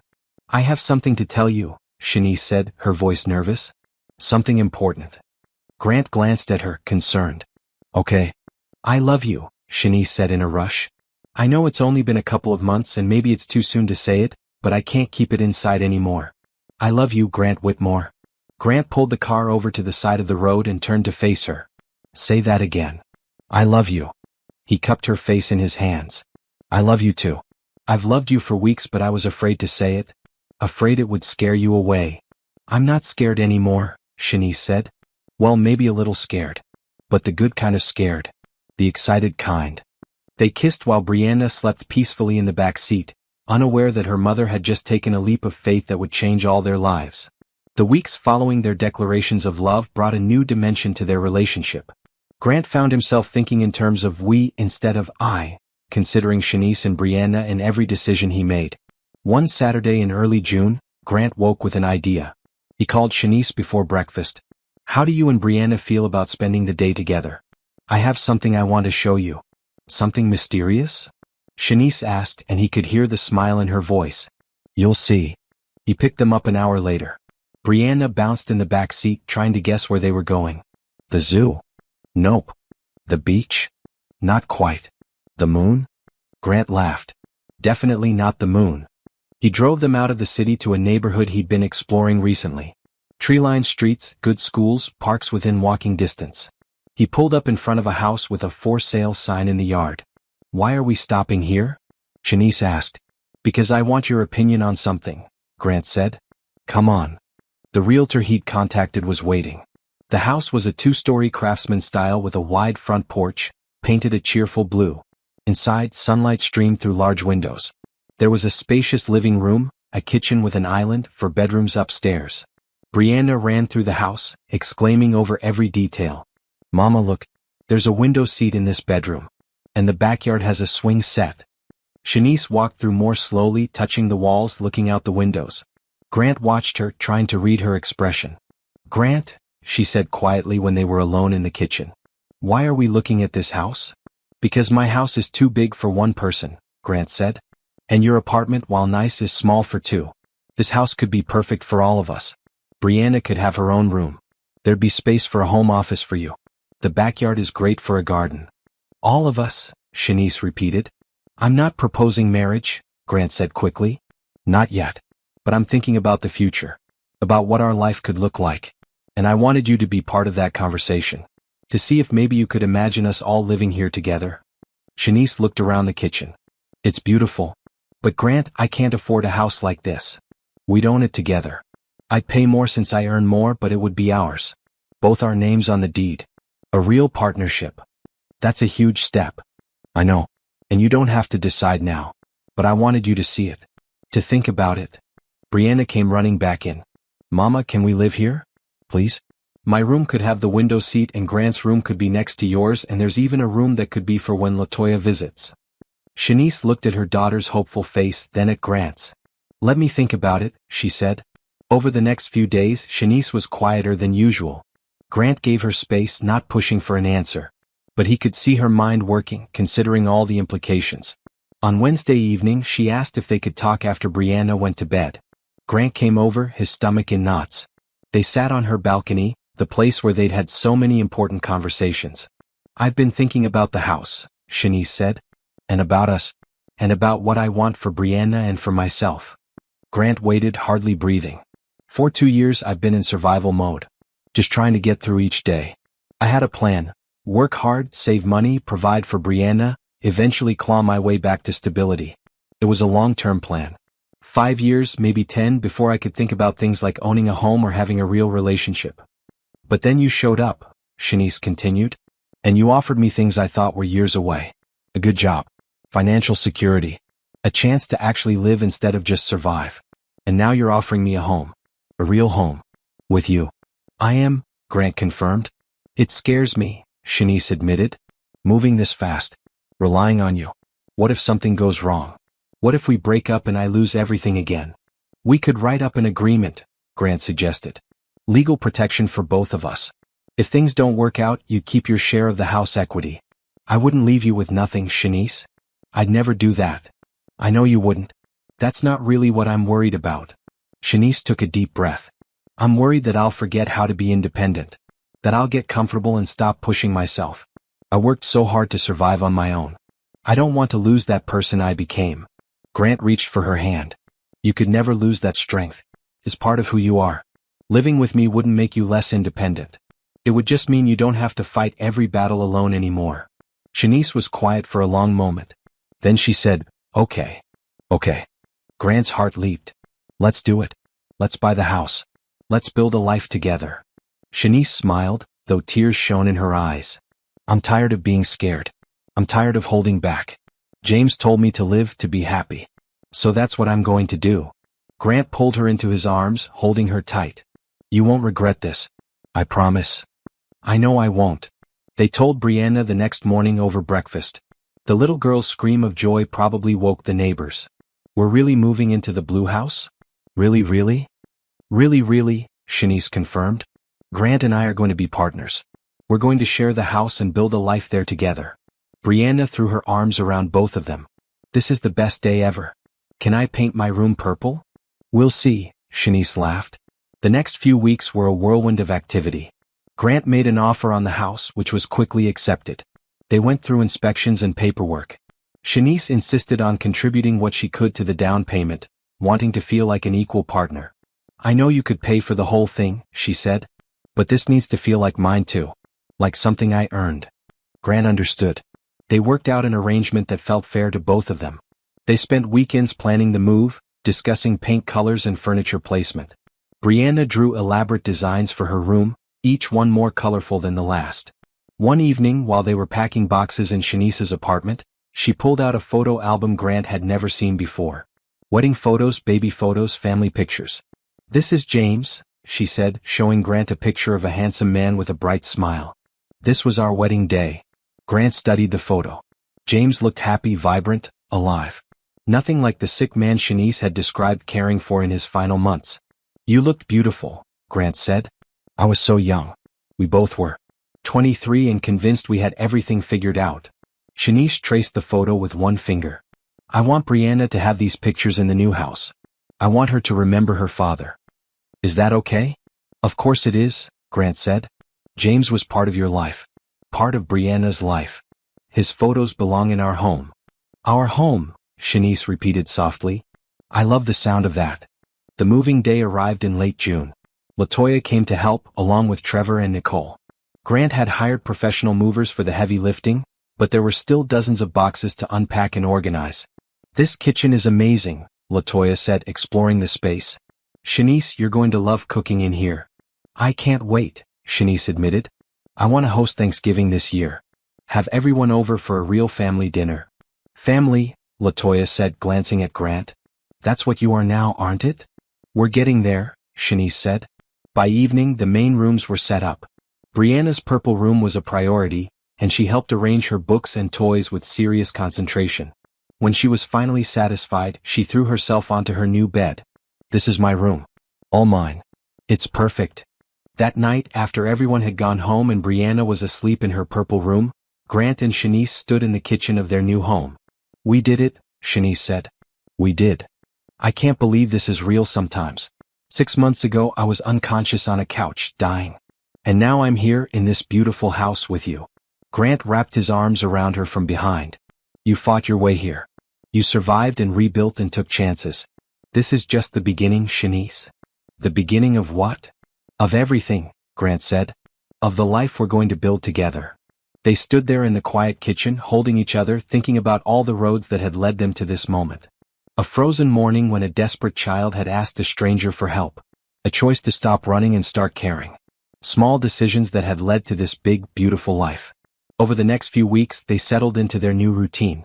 Grant had converted one of the spare bedrooms into a home office for Shanice, setting it up with everything she needed. She worked from home 2 days a week now, an arrangement they'd worked out that gave her flexibility for Brianna's schedule. Brianna thrived in their new neighborhood. She'd made friends with the girl next door, a classmate named Zoe. They rode bikes together, played in the backyard, did homework side by side. One Saturday morning in July, Grant woke to the smell of coffee and voices in the kitchen.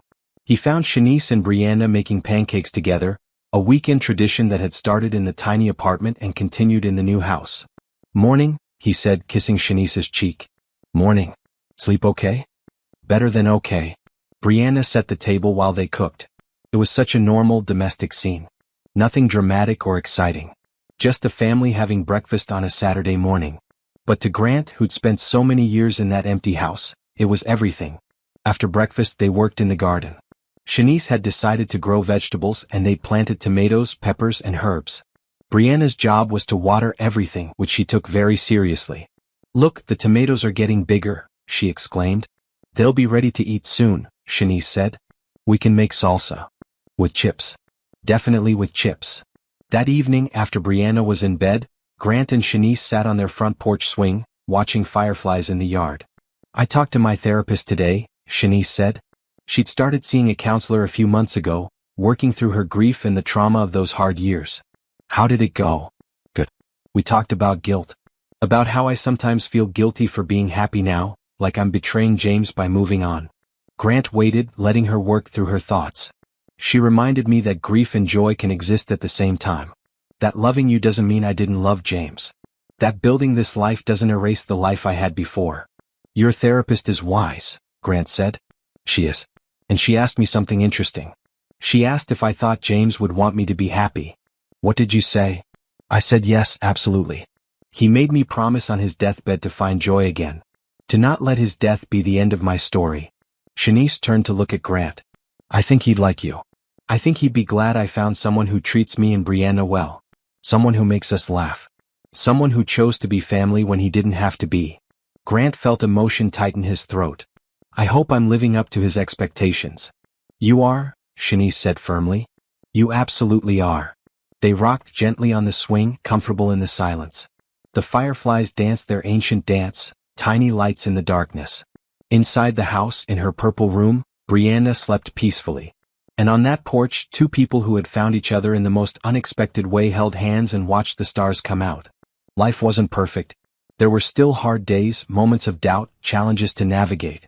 But they faced them together, and that made all the difference. By late summer, the rhythm of their shared life had become comfortable and familiar. Grant, Shanice, and Brianna had fallen into routines that felt natural. Morning coffee on the porch, Sunday afternoon bike rides, evening walks around the neighborhood. To anyone watching, they looked like any other family. But comfort sometimes brought new challenges. One evening in August, Grant came home from the office to find Shanice staring at her laptop in the kitchen, her expression troubled. Brianna was at a friend's house for a playdate. "Everything okay?" Grant asked, setting down his briefcase. Shanice closed the laptop. "Can we talk?" Those three words sent a chill through Grant. Nothing good ever followed. "Can we talk?" They sat at the kitchen table, and Shanice folded her hands in front of her. "I got an email today from someone I used to work with," she said, "before everything fell apart. She's at a different firm now, and they're looking for a senior accountant. She asked if I'd be interested in interviewing." Grant felt his stomach drop. "And are you interested?" "I don't know," Shanice said honestly. "The salary they're offering is more than I'm making at your company. The position would be a step up in responsibility. But I'm your boss," Grant finished. "And your partner. And applying for another job feels complicated." "Exactly."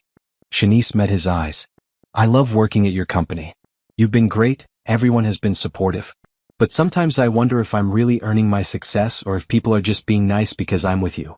"That's not true," Grant said immediately. "You're one of our best employees. Rebecca says so. Trevor says so. Your performance reviews are excellent." "I know. Logically, I know I'm good at what I do. But there's this voice in my head that says I only got the job because you felt sorry for me. That I wouldn't have been hired if we'd met under normal circumstances." Grant reached across the table for her hand. "Shanice, I hired you because you're talented. I fell in love with you because of who you are. Those are separate things." "Are they though?" Shanice's voice was small. "How do we really know where one ends and the other begins?" Grant didn't have a good answer for that. "I'm not saying I'm going to interview for this other job," Shanice continued. I needed to tell you about it. To be honest about what I'm feeling. I appreciate that, Grant said. And I want you to know that whatever you decide, I support you. If you want to interview, interview. If you want to take another job, take it.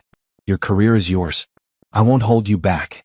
What if taking another job changes things between us? Shanice asked. What if it makes things weird? Then we'll figure it out, Grant said. But I don't think it will. I think you'll feel more confident knowing you're succeeding on your own merits. And honestly, maybe it would be good for us to have more separation between work and home. Shanice looked surprised. You mean that? I do. I love working with you, but maybe we've been together too much. Maybe some independence would be healthy. They talked for another hour, working through Shanice's concerns and fears. By the end, she decided to at least take the interview just to see what it would be like. It'll be good practice even if I don't take the job, she said. I haven't interviewed in years. The interview took place the following week. Shanice came home energized and excited.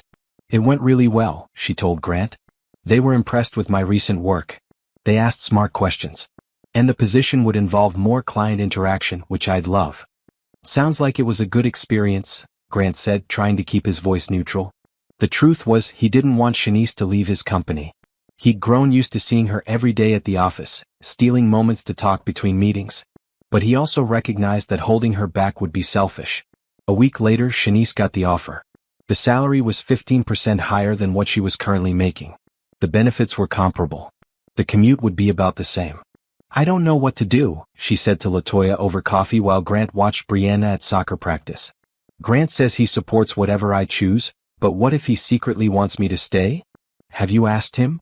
LaToya said bluntly. Sort of. Sort of isn't the same as actually asking. Shanice, you and Grant are building a life together. That requires honest communication. Not just about the easy stuff but about the hard stuff too. That evening, after Brianna was in bed, Shanice sat Grant down in their living room. I need you to be completely honest with me, she said. Do you want me to stay at your company? Grant took a deep breath. Part of me does. I like working with you. I like having you close. But that's the selfish part of me talking. The part that loves you wants you to do what's best for your career. And if that means taking this new job, then you should take it. What about us? Shanice asked. Will it change things? Probably, Grant admitted. But not in bad ways. Maybe in good ways. We'll have our own work lives again. We'll have things to talk about at dinner that aren't about projects we're both working on. We'll miss each other during the day, which will make coming home even better. Shanice smiled. You're being very mature about this. I'm trying. Ask me again in a month and I might be less mature. I think I'm going to take it, Shanice said. The job, I mean, feels like the right move for my career. And you're right, some separation between work and home might be healthy for us. Then take it, Grant said. And congratulations. You earned this. Shanice gave her notice at Grant's company 2 weeks later. Rebecca threw her a small going-away party. Everyone wished her well, and Grant could see how much his team genuinely cared about Shanice. It wasn't just politeness because she was his girlfriend. They really did respect her work. But as supportive as Grant tried to be, he struggled with the change. He missed seeing Shanice at the office. The building felt emptier without her. He found himself texting her more during the day, little messages that she couldn't always respond to immediately because she was busy with her new job. One evening, about 3 weeks after Shanice started her new position, they had their first real argument. Started with something small. Grant had made plans for them to have dinner with Trevor and Nicole without checking with Shanice first. I can't go, Shanice said, looking at her calendar. I have a client meeting that evening. It got scheduled last minute. Can't you reschedule? Grant asked. No, Grant. It's an important client. I can't just reschedule because we have dinner plans I didn't know about. I thought we always did dinner with Trevor and Nicole on the third Friday of the month. We used to. But I have a different job now with different demands. You should have asked me before you committed. Grant felt frustration rising. Fine. I'll go alone. Don't be like that. Like what? I'm just saying I'll go to dinner with my friends since you're too busy. Too busy? Shanice's voice rose. I'm working, Grant. Just like you work. Or does my job not count as important? That's not what I said. It's what you implied. They stared at each other, both breathing hard. Brianna appeared in the doorway looking worried. Why are you fighting? She asked in a small voice. Shanice and Grant immediately softened. We're not fighting, baby, Shanice said. We're just having a disagreement. It sounded like fighting, Brianna said. Are you going to break up? No, Grant said firmly. Absolutely not. Sometimes adults disagree about things. That's normal. It doesn't mean we don't love each other. Brianna didn't look entirely convinced, but she went back to her room. Shanice and Grant looked at each other. We need to figure this out, Shanice said quietly. How to navigate 2 careers and a relationship and parenting. I know. I'm sorry I didn't check with you before making plans. That wasn't fair. And I'm sorry I snapped at you. I'm just stressed about the new job. I want to prove myself and I'm overcompensating.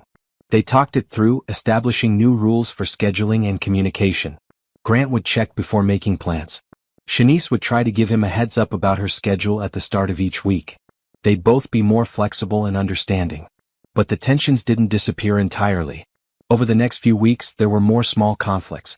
About household chores, about time management, about who was responsible for what. Nothing major, but enough to create a constant low-level stress. One Sunday morning, Grant woke to find Shanice's side of the bed empty.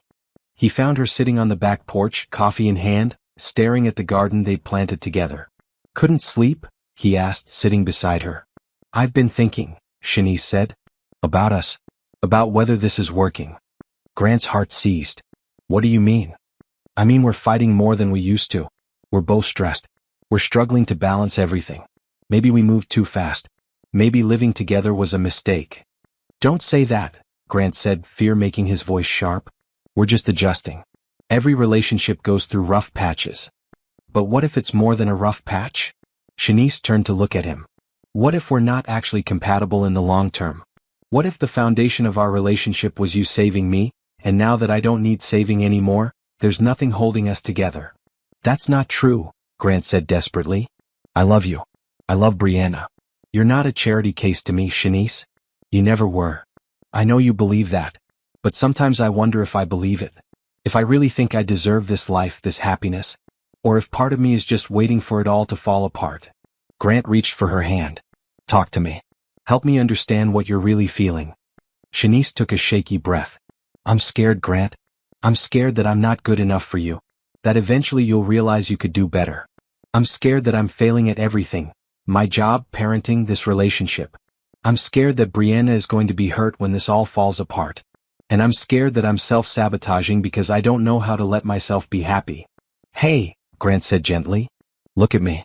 You are more than good enough. You're brilliant and strong and amazing. And yes, we're struggling right now. That's normal. But we can work through it. If you want to. I do want to, Shanice said, tears streaming down her face. I'm just so tired of being scared all the time. Grant pulled her into his arms.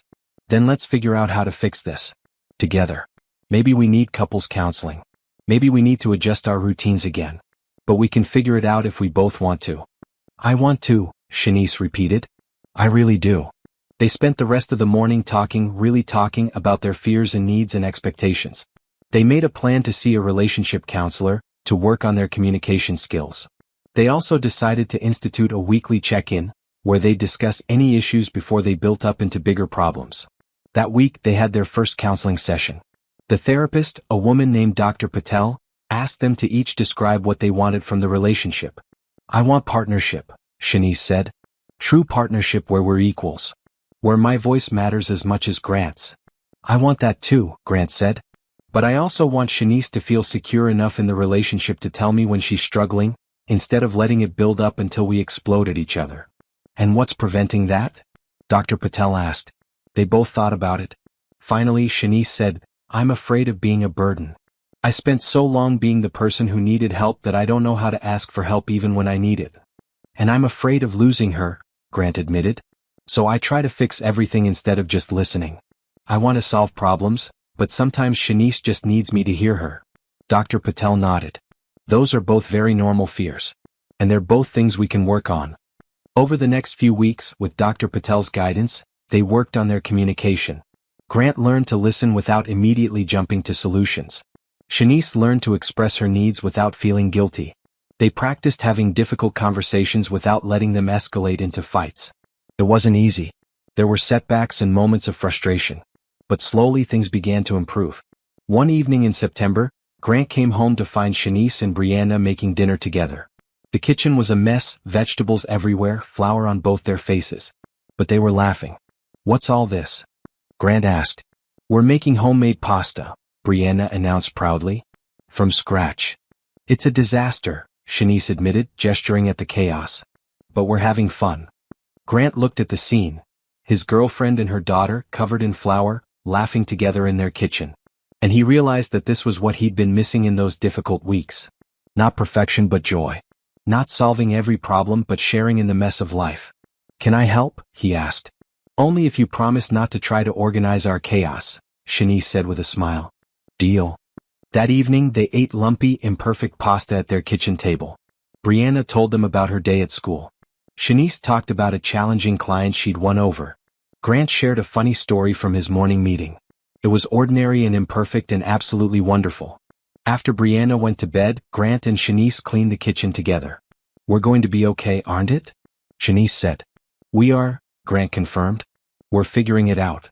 I love you, Shanice said. Even when I'm scared. Even when I'm doubting everything. I love you. I love you too, Grant said. And I'm not going anywhere. They stood in their messy kitchen, holding each other, grateful for the chance to work through hard things together. It would have been easier to give up, to decide that their relationship was too complicated. But they'd both learned that the best things in life were usually complicated. They just had to be willing to do the work. October arrived with cool air and changing leaves. The garden Grant, Shanice, and Brianna had tended all summer was finishing its season, the last tomatoes ripening on the vine. They'd made it through the rocky summer and emerged stronger, more sure of each other. Grant had started planning weeks ago. He talked to Brianna first, making sure she was comfortable with what he wanted to do. I want to ask your mom to marry me, he'd said one afternoon when Shanice was at work. But I need to make sure you're okay with that. Brianna's eyes had gone wide. Really? You want to marry Mama? I do. Very much. But that would make me your stepdad. And I want to know how you feel about that. Brianna had thrown her arms around him. I feel happy about it. Will I get to be in the wedding? Absolutely. But first I have to ask your mom. And she might say no. She won't say no, Brianna had said with the confidence of a child who knew her mother well. She loves you. I can tell. So Grant had started planning. He knew Shanice didn't want anything flashy or public. No restaurant proposals, no crowds. Something private and meaningful. He'd thought about the botanical gardens where they'd taken Brianna one Sunday in late summer. There was a rose garden there that Shanice had loved, with paths winding between hundreds of varieties of roses. He'd taught Brianna the names of different flowers that day, and Shanice had taken photos constantly, her face bright with joy. Grant called the gardens and arranged for them to visit on a Saturday afternoon in mid-October. He told Shanice they were taking Brianna for an educational outing. Educational, huh? Shanice had teased. That's code for you want to teach her more about plants. Maybe, Grant admitted. Is that okay? It's perfect. She loves when you teach her things. The day arrived clear and bright, the October sky that perfect shade of blue that only autumn could produce. Grant was nervous, the ring box heavy in his jacket pocket. He'd chosen a simple design, a diamond solitaire on a platinum band. Classic and timeless like Shanice herself. They walked through the gardens, Brianna skipping ahead while Grant and Shanice followed hand in hand. The roses were still blooming, defying the approaching winter. Reds and pinks and yellows and whites, filling the air with their subtle perfume. This is beautiful, Shanice said. I'm so glad we came. Grant's heart pounded. This was it. The moment he'd been planning and dreaming about. Brianna, come here for a second, he called. Brianna came running back and Grant saw the excited glint in her eyes. She knew what was about to happen. Shanice, Grant said, turning to face her fully. Can we talk for a minute? Of course. What's going on? Grant took both her hands in his. 10 months ago I was running on a cold January morning. I had my whole life mapped out, work, success, achievement. I thought I had everything under control. And then a brave little girl stopped me and asked for help.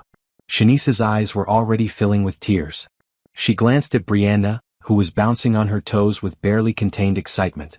That morning changed everything, Grant continued. You and Brianna came into my life like a force of nature, showing me what really mattered. You taught me that strength isn't about never needing help. It's about surviving when things are impossible. You taught me that family isn't just about blood. It's about choosing to show up for each other every single day. Grant? Shanice's voice was shaky. I love you, Shanice Thompson. I love your strength, your determination, your brilliant mind. I love how you fight for Brianna, how you never give up even when everything seems hopeless. I love making breakfast with you on Sunday mornings and working in the garden and sitting on our porch watching fireflies. Grant dropped to one knee. Brianna let out a small squeal. Other visitors to the garden had stopped to watch, but Grant only saw Shanice's face. I want to spend the rest of my life with you. I want to be your partner in everything. I want to be the person you lean on when things are hard and the person you celebrate with when things are good. And I want to be the best stepdad I can possibly be to Brianna. He pulled out the ring box and opened it. The diamond caught the October sunlight and sparkled brilliantly. Shanice, will you marry me? For a moment, Shanice couldn't speak. Tears streamed down her face. Then she laughed, a joyful sound that made Grant's heart soar. Yes, she said. Yes, yes, yes. 1,000 times yes. Grant stood and slipped the ring onto her finger. It fit perfectly. Then he pulled her into his arms and kissed her while Brianna cheered and the other garden visitors applauded. When they finally pulled apart, Brianna launched herself at both of them, hugging them tightly. We're going to be a real family now, she exclaimed. Can I be the flower girl? Can I wear a princess dress? You can wear whatever you want, Shanice said, laughing and crying at the same time. You can wear a dragon costume if that's what makes you happy. A purple dragon costume, Brianna decided. They walked through the rest of the gardens in a daze of happiness. Shanice kept looking at her ring, holding it up to the light as if she couldn't quite believe it was real. When did you decide to do this? She asked Grant. I've been thinking about it for months. But I wanted to make sure the timing was right. That we'd worked through our summer struggles and we're in a good place. We are, Shanice confirmed. We really are. That evening they called everyone they cared about to share the news. LaToya screamed so loud through the phone that they all jumped. Trevor and Nicole said they'd known it was coming and were thrilled. Even Grant's sister Amy, usually reserved, expressed genuine happiness. I'm proud of you, Grant, Amy said. You found something real. Hold on to it. The hardest call was to Shanice's mother-in-law, James's mother, who lived in Texas. They'd reconnected tentatively in recent months, the woman realizing she'd been wrong to cut off her granddaughter. Mrs. Williams, Shanice said nervously. I wanted to tell you something. Grant proposed to me today. We're getting engaged. There was a long pause. Then Mrs. Williams said, James would be happy for you, Shanice. He never wanted you to be alone. And from what Brianna tells me about this Grant fellow, he sounds like a good man. He is, Shanice said, relief flooding through her. A very good man. Then congratulations. I hope you'll bring Brianna to visit sometime soon. I'd like to meet him. After they hung up, Shanice turned to Grant with wonder in her eyes. She gave us her blessing. I never thought. Love has a way of healing things, Grant said. Of opening doors we thought were closed forever. They spent the evening making plans. They wanted a small wedding, just close friends and family. Something in the spring, giving them time to plan without rushing. I don't need anything fancy, Shanice said. I just want to stand up in front of the people we love and promise to be your wife. That sounds perfect to me, Grant said. Over the next few weeks, they settled into the excitement of being engaged. Shanice wore her ring proudly, and Brianna told everyone at school that her mom was getting married to the best guy in the world. At work, Shanice's colleagues threw her a surprise celebration. She came home that day glowing with happiness. Everyone was so excited, she told Grant. They kept asking to see the ring and asking about wedding plans. It felt good being celebrated like that. In early November, they started looking at venues for the wedding. They wanted something simple and meaningful. They considered a hotel ballroom, but it felt too impersonal. They looked at a historic mansion, but it was too expensive. Then Shanice had an idea. What about the botanical gardens? Where you proposed? Grant's face lit up. That would be perfect. If they do weddings. They did. The gardens had a small pavilion near the rose garden that could accommodate up to 50 guests. It was available on a Saturday in late April. That's it, Shanice said, looking at the space. This is where I want to marry you. Planning the wedding became a family activity. Brianna helped choose flowers and design invitations. Grant handled the logistics with his usual efficiency. Shanice focused on the menu and music, wanting everything to reflect who they were as a couple. One evening in December, they sat at their kitchen table addressing invitations. Brianna was carefully writing names in her best handwriting while Grant sealed envelopes and Shanice checked addresses. Can I ask you something? Grant said to Shanice. Always. Do you ever think about James? About what he'd think of all this? Shanice set down her pen and considered the question. I do. All the time. And I think he'd be happy. He never wanted me to be alone. The last thing he said to me, the very last thing before he passed, was, "Promise me you'll find joy again." So yes, I think he'd approve. I think he'd like you. I wish I could have met him, Grant said. Me too. You would have liked each other. You're different people, but you both have this quality of steadiness, of being someone others can rely on. They continued working on the invitations, the comfortable silence of people who were secure in each other. Brianna hummed as she wrote, occasionally asking how to spell a name. "This is nice," Grant said. "All of us working together on something." "It is," Shanice agreed. "This is what I always wanted. A partner. Someone to share the boring tasks and the exciting moments and everything in between." "You have that now," Grant said. "Forever." "Forever," Shanice repeated, smiling. "I love the sound of that." Christmas arrived with their first holiday season as an engaged couple. They decorated the house together, Brianna insisting on putting the star on top of the tree. They baked cookies and watched holiday movies and hosted a party for their friends. LaToya pulled Grant aside at the party. "You know Shanice has been through a lot, right?" "I do," Grant said. "And you know that she's not always going to be easy to be with? That she has bad days, days when the grief hits her out of nowhere?" "I know." LaToya studied him. "Good. Because that woman is my best friend, and if you hurt her, I will make your life very uncomfortable." Grant smiled. "Noted. But LaToya, I have no intention of hurting her. I want to spend the rest of my life making her happy." "See that you do," LaToya said, but she was smiling too. As the year drew to a close, Grant found himself reflecting on how much had changed in 12 months. Last January he'd been alone, focused solely on work, going through the motions of a life that looked successful but felt empty. Now he had a family, a real family with all the beautiful messiness that entailed. On New Year's Eve they stayed home with Brianna. At midnight they turned on the TV to watch the ball drop in Times Square.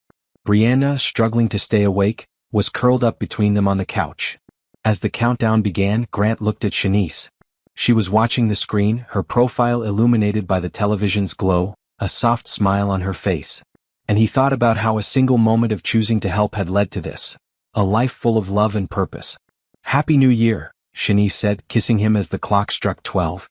"Happy New Year," Grant replied. "To the first of many together." "To many," Shanice agreed. They sat together in their living room, a family watching the new year begin. Outside, fireworks lit up the sky. But inside, everything was warm and safe and exactly as it should be. Brianna fell asleep before the celebration ended, and Grant carried her to her purple room, tucking her in carefully. He stood in the doorway for a moment, watching her sleep, this child who had saved him as much as he'd saved her. When he returned to the living room, Shanice was standing by the window looking out at the neighborhood. Grant came up behind her, wrapping his arms around her waist. "What are you thinking about?" he asked. "About how lucky we are," Shanice said.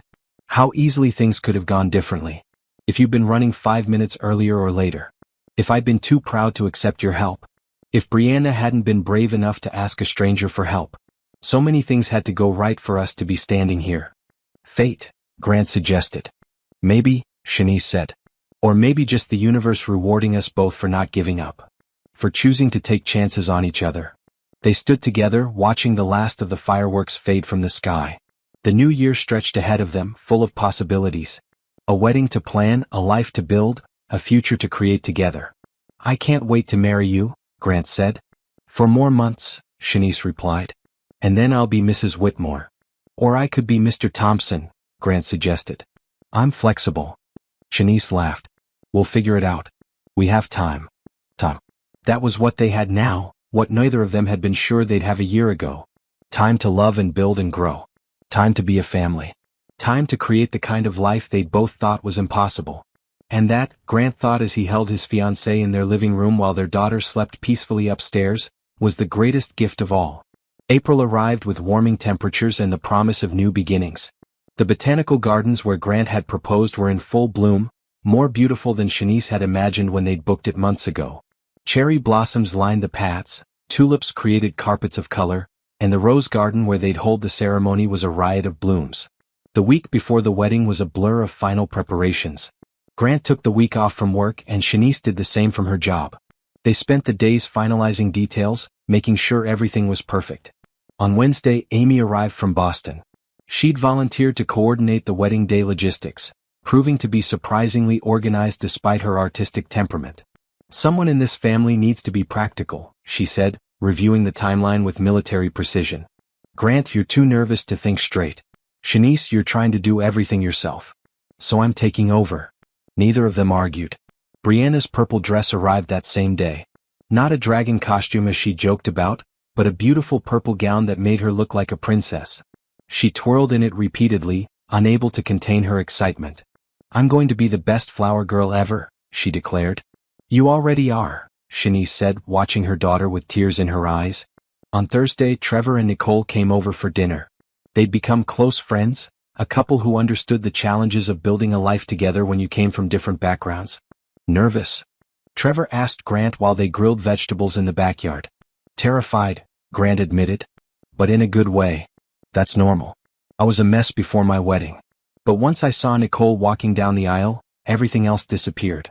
It was just her and me and the promise we were making. That's what I want, Grant said. To focus on Shanice and the commitment we're making to each other. Friday evening, the rehearsal dinner took place at a restaurant Shanice and Grant both loved. Simple, unpretentious, with excellent food and warm atmosphere. About 30 people attended. Close friends, family, the few co-workers who had become genuine friends. LaToya stood up to give a toast, and Shanice braced herself, knowing her friend had no filter.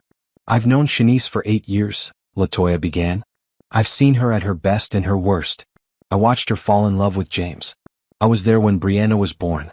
I held her hand through the hardest times after James died. And I've never seen her as happy as she's been this past year with Grant. She turned to Grant. You showed up when Shanice needed someone. But more than that, you stayed. You didn't just rescue her and walk away feeling good about yourself. You committed. You became family. You chose to love not just Shanice but Brianna too. That takes a special person. To Grant and Shanice, LaToya raised her glass. May your marriage be filled with laughter, patience, and the kind of love that grows stronger with each passing year. Everyone drank to the toast. Grant felt emotion thick in his throat. Shanice squeezed his hand under the table. After dinner, as guests were leaving, Brianna came up to Grant. Can we talk? She asked seriously. Grant excused himself from the conversation he was having and followed Brianna to a quiet corner of the restaurant. What's up, kiddo? I just wanted to say thank you, Brianna said. For loving my mama. And for being nice to me. I know you're not my real dad, but you're the best stepdad I could ever have. Grant knelt down to her level. Brianna, being your stepdad is one of the greatest honors of my life. I love you and your mom so much. I love you too, Brianna said, hugging him tightly. Grant looked up to see Shanice watching them, tears streaming down her face. She mouthed, I love you, and Grant's heart felt full to bursting.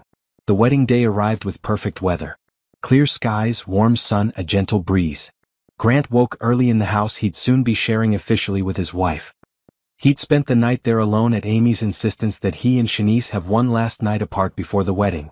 He put on his suit, a simple charcoal gray that Shanice had helped him choose.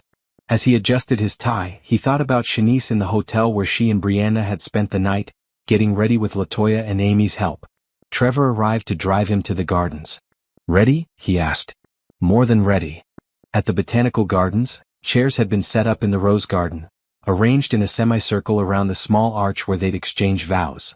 The florist had woven roses and greenery around the arch, creating a living frame for their ceremony. Guests began arriving. Grant greeted each one, his nerves building as the ceremony time approached. He saw his parents arrive, their expressions showing surprise at the intimate, natural setting. They were used to formal affairs, but Grant had insisted on something that felt true to who he and Shanice were. At exactly 4 o'clock, the music began. A string quartet played a classical piece that Shanice had chosen. The guests stood and turned toward the path. First came Brianna, walking slowly and carefully, dropping purple rose petals from a basket. She looked serious and focused, determined to do her job perfectly. When she reached the front, she took her place beside where Grant stood and gave him a huge smile. Then the music changed, shifting to a song that made Grant's throat tighten. Pachelbel's Canon. Simple and timeless and beautiful. And Shanice appeared on the path. She wore a simple white dress that flowed around her like water. Her hair was loose around her shoulders, with a few small flowers woven through it. She carried a bouquet of roses in every color from their garden. No veil, no elaborate train, just Shanice in all her natural beauty. Grant forgot to breathe. She was the most beautiful thing he'd ever seen. Shanice walked toward him alone, no one giving her away because she'd chosen this path herself. But as she passed each row of guests, they reached out to touch her hand or shoulder, a chain of love connecting her to the people who cared about her. When she reached Grant, she handed her bouquet to Latoya and took both his hands. "Hi," she whispered. "Hi," Grant replied, his voice thick with emotion. The officiant, a friend of Trevor's who'd become ordained specifically for this ceremony, began to speak. "We're gathered here to witness the union of Grant and Shanice. This is a love story that began with an act of courage, a child asking a stranger for help. It continued with choices made daily to show up, to care, to build something real. And it brings us here, to this beautiful garden, where they'll promise to continue choosing each other every day for the rest of their lives." The ceremony was brief and meaningful. Grant and Shanice had written their own vows. Grant went first, his voice steady despite his emotions. "Shanice, 10 months ago you and Brianna walked into my life and changed everything. You taught me what courage looks like, what love looks like, what family really means. I promise to be your partner in all things. To support your dreams and celebrate your successes. To hold you when you're sad and laugh with you when you're happy. To be the best stepdad I can be to Brianna. To build a life with you that's full of love and hope and possibility. I promise to choose you every day for the rest of my life." Shanice's voice shook as she began her vows. "Grant, I once thought my life was over. That I'd used up all my chances at happiness. You showed me I was wrong. You showed me that life is full of second chances if we're brave enough to take them. I promise to be your partner and your equal. To trust you with my fears and my dreams. To let you help me when I need it and to help you when you need me. To build a family with you based on love and respect and honesty. I promise to choose you every morning for all our mornings to come." They exchanged rings, simple platinum bands that matched. As Grant slid the ring onto Shanice's finger, he felt the weight of the promise he was making. And he welcomed it. "By the power vested in me," the officiant said with a smile, "I now pronounce you husband and wife. Grant, you may kiss your bride." Grant cupped Shanice's face in his hands and kissed her softly, aware of all the people watching but focused only on her. When they pulled apart, both were crying and smiling simultaneously. "Ladies and gentlemen," the officiant announced, "I present to you Mr. Grant Whitmore and Mrs. Shanice Whitmore." The guests erupted in applause. Brianna jumped up and down, cheering. The string quartet launched into a joyful recessional. Grant and Shanice walked back down the aisle together, hands linked, grinning at their friends and family. Brianna skipped behind them, still scattering rose petals even though the ceremony was over. The reception took place in the garden's pavilion, a space they decorated with lights and flowers. There was dinner and dancing and toasts. Grant danced with Shanice, then with Brianna, then with Amy, who surprised him by being emotional. "I'm proud of you," Amy said as they swayed to the music. "You did good, brother." "Thanks for helping make this happen," Grant said. "That's what family does." As the evening went on, Grant found moments to just watch. He watched Shanice laughing with Latoya, the two women who'd been through so much together. He watched Brianna teaching some of the other children a dance she'd learned at school. He watched his parents actually smiling, relaxing in a way he'd rarely seen. And he felt grateful. For every twist of fate that had led to this moment. For the courage of a little girl who'd asked a stranger for help. For the strength of a woman who'd survived unimaginable hardship and chosen to love again. For the opportunity to be part of their family. At the end of the night, they cut the cake, a simple 3-tier design with fresh flowers cascading down the sides. They fed each other pieces, both managing not to make a mess despite Brianna's encouragement to smash it in each other's faces. "Speech," someone called out. Grant took the microphone, pulling Shanice close to his side. "I'm not great with speeches," he began. "But I want to say thank you. Thank you to everyone who came today to celebrate with us. Thank you to Amy for organizing everything. Thank you to Trevor and Nicole for being such good friends. Thank you to Latoya for taking care of my wife long before I was part of her life." He looked down at Shanice. "And thank you to my beautiful wife. For giving me a chance. For letting me into your life and Brianna's life. For teaching me what really matters. I love you more than I knew it was possible to love someone." Shanice took the microphone. "I want to say something too. A year ago I was at my lowest point. I'd given up hope that things could get better. And then Grant appeared and everything changed. He showed me that there are still good people in the world. People who help without expecting anything in return. People who stay even when things get hard." She paused, collecting herself. "Grant, you gave me back my life. But more than that, you gave me back hope. You showed Brianna what it means to be a good man. You built a family with us. And I promise to spend the rest of my life making sure you know how much that means to me." Everyone applauded. Brianna ran up to hug both of them and they stood there, the three of them together, while their friends and family celebrated around them. The evening wound down around 10. They'd arranged for Brianna to stay with LaToya for a week while they went on their honeymoon. A trip to the Caribbean, a place neither Grant nor Shanice had ever been. As they said goodbye to their guest, Shanice held Brianna tight. "Be good for LaToya," she said. "I will, Mama. Have fun on your trip. Bring me back something cool." "We will, baby." Grant and Shanice drove to a hotel near the airport, checking in just before midnight. In their room, Shanice stood at the window, still in her wedding dress, looking out at the city lights. "What are you thinking?" Grant asked, coming to stand behind her. "About how far we've come. About that morning when I didn't wake up. If Brianna hadn't been brave. If you hadn't stopped. If any little thing had gone differently, we wouldn't be here. But we are here," Grant said. "And I plan to spend every morning for the rest of our lives making sure you wake up happy." Shanice turned to face him. "Every morning?" "Every single one." They kissed, long and deep, two people who'd found each other in the midst of crisis and built something beautiful from the wreckage of their separate pasts. A year and a half after that frozen January morning, Grant and Shanice woke up in their bedroom at home after returning from their honeymoon. Sunlight streamed through the windows, warm and bright. Shanice opened her eyes to find Grant already awake, watching her with a smile. "Good morning, Mrs. Whitmore," he said. "Good morning, Mr. Whitmore," Shanice replied. They could hear Brianna moving around downstairs, home from LaToya's now that they were back. Soon she'd come bounding up the stairs to jump on their bed, eager to hear about the trip and share stories from her week with her favorite aunt. But for now, for this moment, it was just the two of them. Two people who'd found love in the most unexpected way. Two people who'd learned that the best mornings weren't the ones that started perfectly, but the ones where you chose to face the day together. Shanice thought about all the mornings she'd woken up alone, terrified and exhausted. All the mornings she'd thought she couldn't go on. All the mornings when simply opening her eyes felt like an impossible task. But this morning was different. This morning she woke up in a bright room in a house full of love.